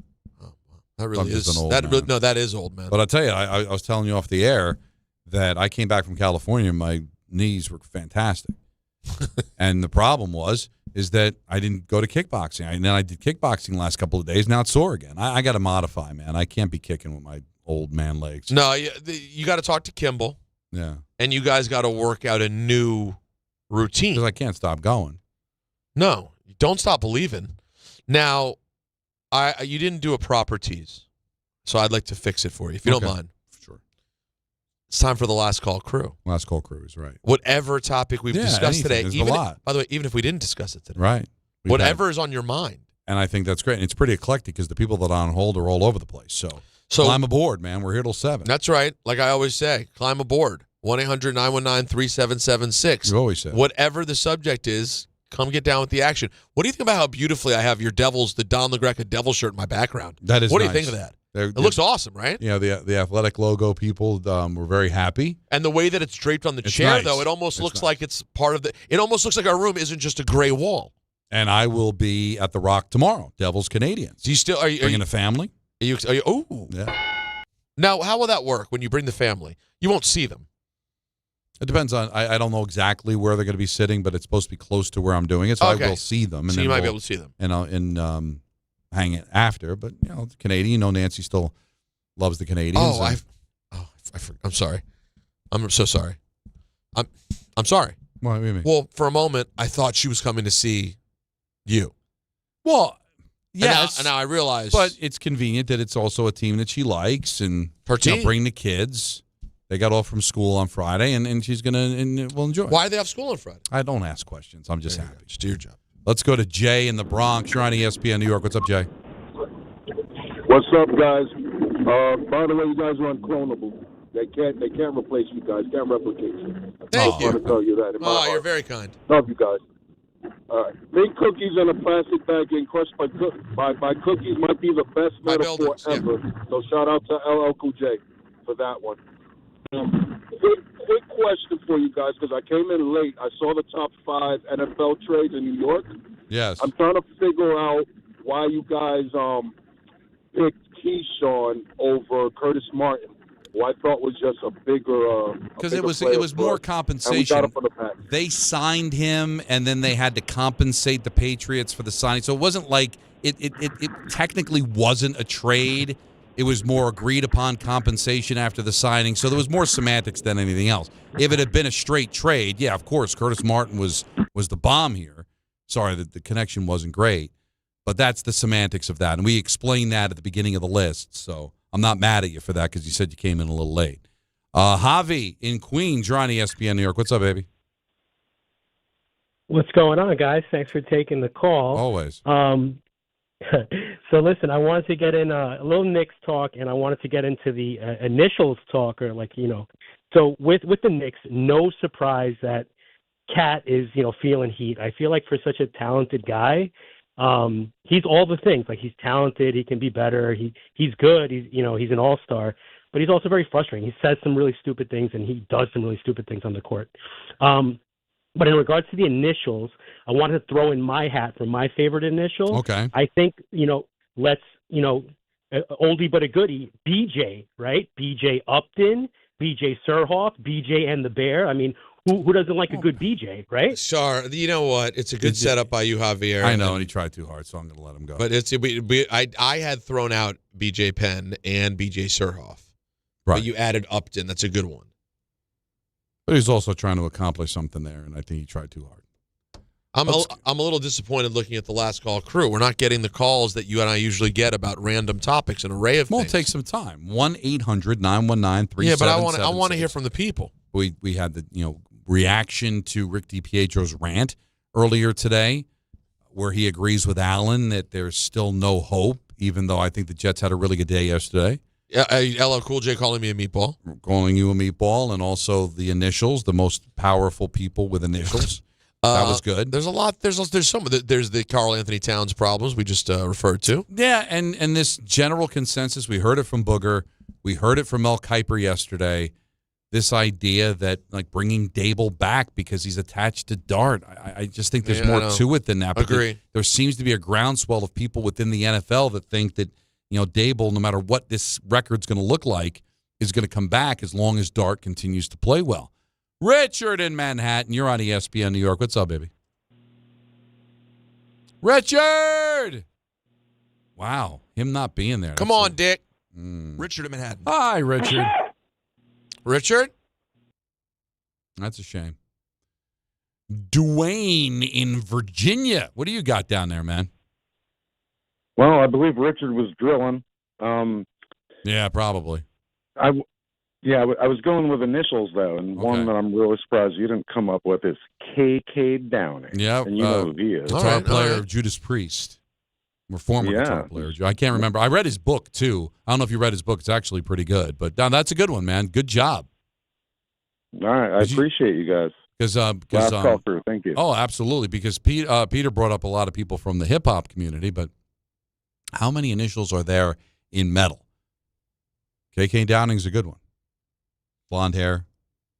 By the way, I do feel like there's more in music we haven't. J.J. Fad. Okay, I'm not familiar with his work. Supersonic? You know the song Supersonic? Oh, Supersonic. Yeah. No, I'm not familiar with that one. Well, it's not one person anyway, so it really doesn't work, if we're being honest. What do you mean? But it's a group, J.J. Fad. Well, that doesn't count. Right. You know what? I'm just typing it on Spotify, first two letters like that, see what pops up. Like AJ. Instead, it's all. Oh, AJ McLean from Backstreet Boys. Okay. AJ Lee, the wrestler. Asia, the album by Steely Dan. If you type in BJ. Oh, BJ the Chicago Kid. Bjork popped up. That's not going to help us. Bjork is not a. No, that's just because of the B and the J. Frank in Secaucus. You're on ESPN New York. Hi, Big Frank. Hey, good afternoon, guys. I was just going to go back to the whole Daboll Dart thing. And, Don, we spoke about this about 2 weeks ago when you said you can't pigeonhole a guy based on the quarterback's overall performance. It can't just be about the quarterback. And, right. Rightfully so. It's like have Shane and Daboll done enough to say, I'm really going to miss these guys if they're out? I mean, the team as a whole doesn't even look impressive, and we don't have any depth on the team whatsoever to put forth on the field. So it gets a little nerve-wracking. I mean, yesterday was a prime proof of why you can't pigeonhole these guys and just keep them for an extra year, because it limited what they were able to do yesterday if there was a trade to be made or if there was a trade to be put out there. I just look at it, Frank. They're not winning games. He is playing at a really, I wouldn't say elite level. He's playing very good football to the point where you have people that are really impressed with Jackson Dart. They were talking about on the morning show that if they were to redraft, Dart probably goes number one last year based on how he's played. But they're not winning games. They lost to the Saints. They blew a 33-point lead in Denver. They got crushed by Philadelphia. They got crushed by San Francisco, and he's played well. Now, he threw the pick in the fourth quarter against Denver, but he's a kid. He's going to make mistakes. But as he's played well, the team is still under 500. And you can make the case that poor coaching is the reason why they lost some of those games, especially the Denver game. And then Booger's point, well, you just fire the defensive coordinator. Well, the defensive coordinator is here by the suggestion, the recommendation of the head coach. And the reason they were looking for a new defensive coordinator is because the head coach couldn't get along with Wink Martindale. Doesn't he take a hit for that? I completely think he does. I'm with you, Don. I'm on the same page as you. I don't think Jackson Dart looking pretty good throughout the season is enough to keep Daboll if you don't like everything else. And there's a lot not to like. Yeah, but we're so captivated by the quarterback. Quarterback this, quarterback that. And I get it. The quarterback is the most important position, never mind in football and in sports. But there's got to be something more to it than just the quarterback when you're talking about a head coach that is about to complete his fourth year. And all he has to hang his hat on is a 9-7-1 season in his first year and a playoff win. Since then, miserable season after miserable season. And let's not forget, he couldn't make Daniel Jones work, and the guy's now an MVP candidate, not even a year later in Indianapolis. I mean, all this has to be a part of the evaluation, but the one thing I agree with Booger, there's still 9 weeks left, so a lot can happen between now and the end of the season, good and bad. 1-800-919-3776. You responded to the last call, crew, so tons of calls to get to here until Knicks basketball at 7 on ESPN New York. Listen up, New York. It's football season, and you should be out there enjoying every play, every tailgate, every moment. But if you're dealing with neck pain, back pain, joint pain, or sciatica, even getting off the couch can feel like a challenge. That's where Dr. Jay Shaw at Sandwell Pain comes in. He's one of New Jersey's top pain specialists, Ivy League trained, double board certified, and dedicated to getting you back in the game. Here's the difference. No surgery, no scars, no long recovery, no pain medication. Just precise, non-surgical, image-guided procedures that get real results. Dr. Shaw treats everything from neck pain, back pain, migraines, nerve pain, and chronic joint pain. And he builds a custom game plan that's right for you. Same day or next day appointments are available with offices in Woodbridge, Livingston, and Inglewood. And yes, most major insurances are accepted. So don't let pain keep you on the sidelines this season. Go to SandwellPain.com to call, text, or book online. Relief is closer than you think, and it starts today. Fight fans, Bud Light and ESPN New York are sending you to UFC at Madison Square Garden. Tap the Bud Light tile on the ESPN New York app and enter for your chance to win a pair of tickets in the ESPN suite. Catching the action alongside me, Peter Rosenberg. Through November 7th, listen and enter through the Bud Light tile to score your shot at the ultimate fight night. Bud Light is the official beer of UFC, so make your move now on the ESPN New York app. Must be 21 and over, no purchase necessary, void where prohibited. Rules on the ESPN New York app. Please enjoy Bud Light responsibly. To help those who want to be helped, but may not be able to afford it. That's what PGA Tour winner Grayson Murray had envisioned for a foundation before he sadly took his own life at just 30 years old. His parents channeled their grief into creating the Grayson Murray Foundation, carrying out his vision to help those struggling with mental health and addiction. To donate and learn more, visit GraysonMurrayFoundation.com. The Hess truck's back and it's better than ever. Roaring engines this year. Hess race cars are here. The Hess stock car racers are loaded with lights, sounds, and a powerful racing motor. Only at HessToyTruck.com. Free shipping and batteries included. When you're hiring, have you ever felt like you're missing out on meeting truly great candidates for your roles? It seems impossible to find them, but they have to be out there somewhere, right? Well, they're not hard to find when you know where to go. And that place is ZipRecruiter. And right now, you can try ZipRecruiter for free at ZipRecruiter.com/ESPN. ZipRecruiter helps 10 million people with their job search every day. And because these people are actively looking for jobs just like yours, it's easy to find the right person right away. In fact, 4 out of 5 employers who post on ZipRecruiter get a quality candidate within the first day. But if you're not using ZipRecruiter, you're missing out. So see what it's like when the impossible is easy.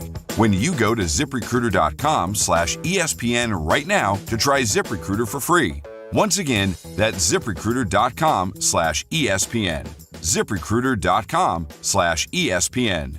Never miss out on great candidates with ZipRecruiter. Every great team has its core players, but when the season gets tough, adding the right free agent can make all the difference. The same goes for business. At Robert Half, we found that 67% of companies surveyed plan to increase their use of contract talent to handle workload peaks and backlogged projects. With Robert Half's specialized recruiters experience, combined with our award-winning AI, you can quickly find the skilled candidates you want. At Robert Half, we know talent. Discover how we can help at roberthalf.com/talent. A SoFi personal loan is here to help you achieve something once thought impossible: overcoming high-interest credit card debt. Walk the tightrope of your finances with one low, fixed-rate monthly payment, no fees required, and as soon as the same-day funding. That's right. Pull off your own debt-defying stunt with a SoFi personal loan. Visit SoFi.com/trick to learn more. Loans originated by SoFi Bank, N.A., member FDIC. Terms and conditions apply. NMLS 696891. Every NFL Thursday is your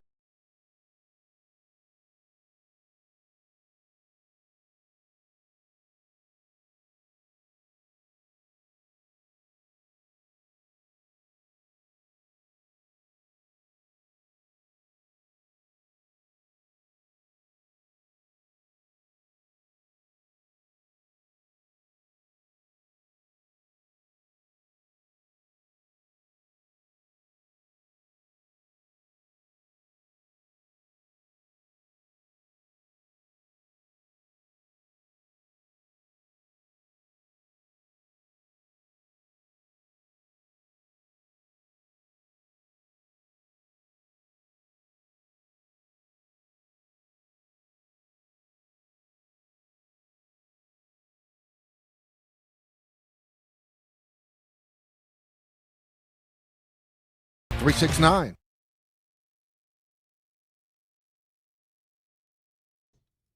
Don, Hahn, and Rosenberg till 7 o'clock. The Knicks basketball. And don't forget, we'll be back with you tomorrow at 3. I'll be at the Rock for Devils Canadians. Alan and Peter will be back here in the studio. We'll see if we'll partake in the Thursday matchup. So it should be a fun show. But let's close out this one. This is interesting. Brandon in New Jersey. What do you got, Brandon? First of all, hello, can you hear me? Oh, yeah. First of all, for the initials thing, J.J. Putz, the great baseball player. Yeah, that's not bad. That's good. I like it. All right, so my beef with Anthony is that he's great at what he does. All right. Yeah, he's great, but I think that he acts like, oh, I'm so bad and all these bad things happening. He takes on all this stress just so you guys can stroke his ego a little bit, and then he builds himself back up in that way. Because he knows he's great. We all know he's great. So just be great. You know what? I like this take. It's an interest. It's really taking the deep dive. I know that's a listener right there. Brandon's a P1. Thank you, buddy. That is very. I don't agree. You think he's legitimately a psychopath? Can't control these feelings? Yes. But what Brandon is saying is that Anthony knows he's good at it, but if he sulks and pretends like he's not good, that everybody will tell him how great he is, and that'll make him feel good. Wow. That's an interesting... That's a serious allegation. Now, Anthony took the phone call and put it up there, so it all Anthony, is it all part of your master plan here? You suck, Pusick. He said, I think you're annoying. I said, sounds good, I'll put you on hold. I'm not going to hang up on somebody because they don't like me. But the more Anthony response there would have been, he said, I think you're annoying, and I said, I think you're absolutely right, and I put him on hold. I totally agree. 100%. I think there's a lot. Very salient point. There is one of the smartest listeners we have. There is legitimate self-loathing that's that happening. He has. Yeah. I don't think there's no. Yeah, I don't think he has the. But I like his thinking because I do think there's a lot of people that do that. Let's go to Brad in Montclair. You're on ESPN New York. What's up, Brad? Hey, what's up, guys? So I got input on a few of the things you've been talking about. First of all, when they talked about B.J. Upton, I thought it was interesting. I thought it was cool. So his dad's name or nickname was Boss, and so he was Boss Jr., so that's B.J. That is good. That was cool. I like that. Yeah. Second is on the cloning the pets. As soon as I saw that, it brought to mind the movie Pet Sematary. I don't know if you've ever seen that, but reanimating your pets does not work out like you think. Not according to Stephen King, no. Right, that's right. And then the third thing, was the you're talking about the Mom Donnie. It's funny to me how everyone makes such a big deal, like, my commies. The campaign promises. Like, he'll never be able to fulfill the campaign promises, as if that's some like novel thing in the electoral process. Yeah. No, every candidate I've ever voted for did everything they told me they were going to do. That's why I voted for them. Read my lips. No new taxes. Yeah, I feel you, buddy. Well, what is this? Promising things that aren't going to happen. I mean, it's crazy. What's the world coming to? And then the last thing is the Inagata Davida. There is an excellent Simpsons episode where Bart sneaks into the church hymnals on Sunday, in the Garden of Eden, and the church sings it, and they snap to the elderly organist, and she's about to pass out from playing the 14-minute organ solo. So great song. It is an awesome song. Jacob is going to try to find it because I want Peter to at least know what it sounds like, and I think he's heard it before. I have, but I do need to hear it again. It's just a part of, because everybody knows the whole thing is you're a DJ, right? Like, if you need to go to the bathroom, put on Inagata Davida, and then you give yourself like 20 minutes. That's the thing. I'm just not at a party where I could do that. I had records that I thought of that way, but that wasn't one of them. Let's go to Renee in the Poconos. You're on ESPN New York. Hey, guys. Love your show. Peter, I took really hard what you were talking about, Rocky, and what's going on with Bear. I'm a huge animal lover, huge. I've had pets for a long time. Loved in the other show when you had Bear at the end of your ENN spot. Loved when you had Bear making picks. Loved when you had Bear, period. Every time you had him, it was great to see and great to hear, especially when you're in an apartment on your lap. With that being said, I would love for you talk about, missing him and all that stuff. His voice at the end of ENN, when you're doing it, always loved it, wanted it back. Can you bring it back? Well, wasn't the bark? The bark was at the end of the intro. Is it off it now, Anthony? Right. Or was it was it the reverse? What was the reverse sneeze? The reverse sneeze was that? No. Oh. Bear's bark was, I think, built into the ENN intro. Thank you, Renee. I really appreciate you saying that. That's cool. We have the drop. You have the Bear bark over there? I'll add it in. That should be easy to do. That's a nice thought. And Bear, listen, Bear's doing great. He's slowing down a little bit. He's 15, and he's always been the youngest old dog.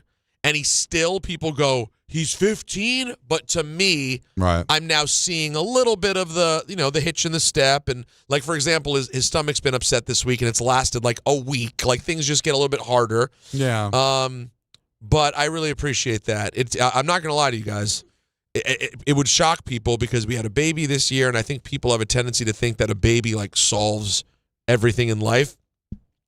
The first 7 months and change without Rocky has been, when I tell you we talk about him every day, I mean, it's that's important. We talk about him all the time. So I appreciate that. It's very, very sweet of you. And so I'm going to bring Anthony's going to bring the bark back. We should bring that back. And you know what? Maybe I'll bring his picks back too, considering I can't pick a lick. You can't do worse than we are. So I might bring Bear back this week. I like that. So here's a little flavor of the bark. We should bring that back and Inagata Davida. Oh, well, yeah, it's a classic hip-hop sample. Is it? Yeah. We'll let you get the vocals in. It's a trippy song. If you get a second, you're driving home, throw it in. All right. I think you'll enjoy the experience.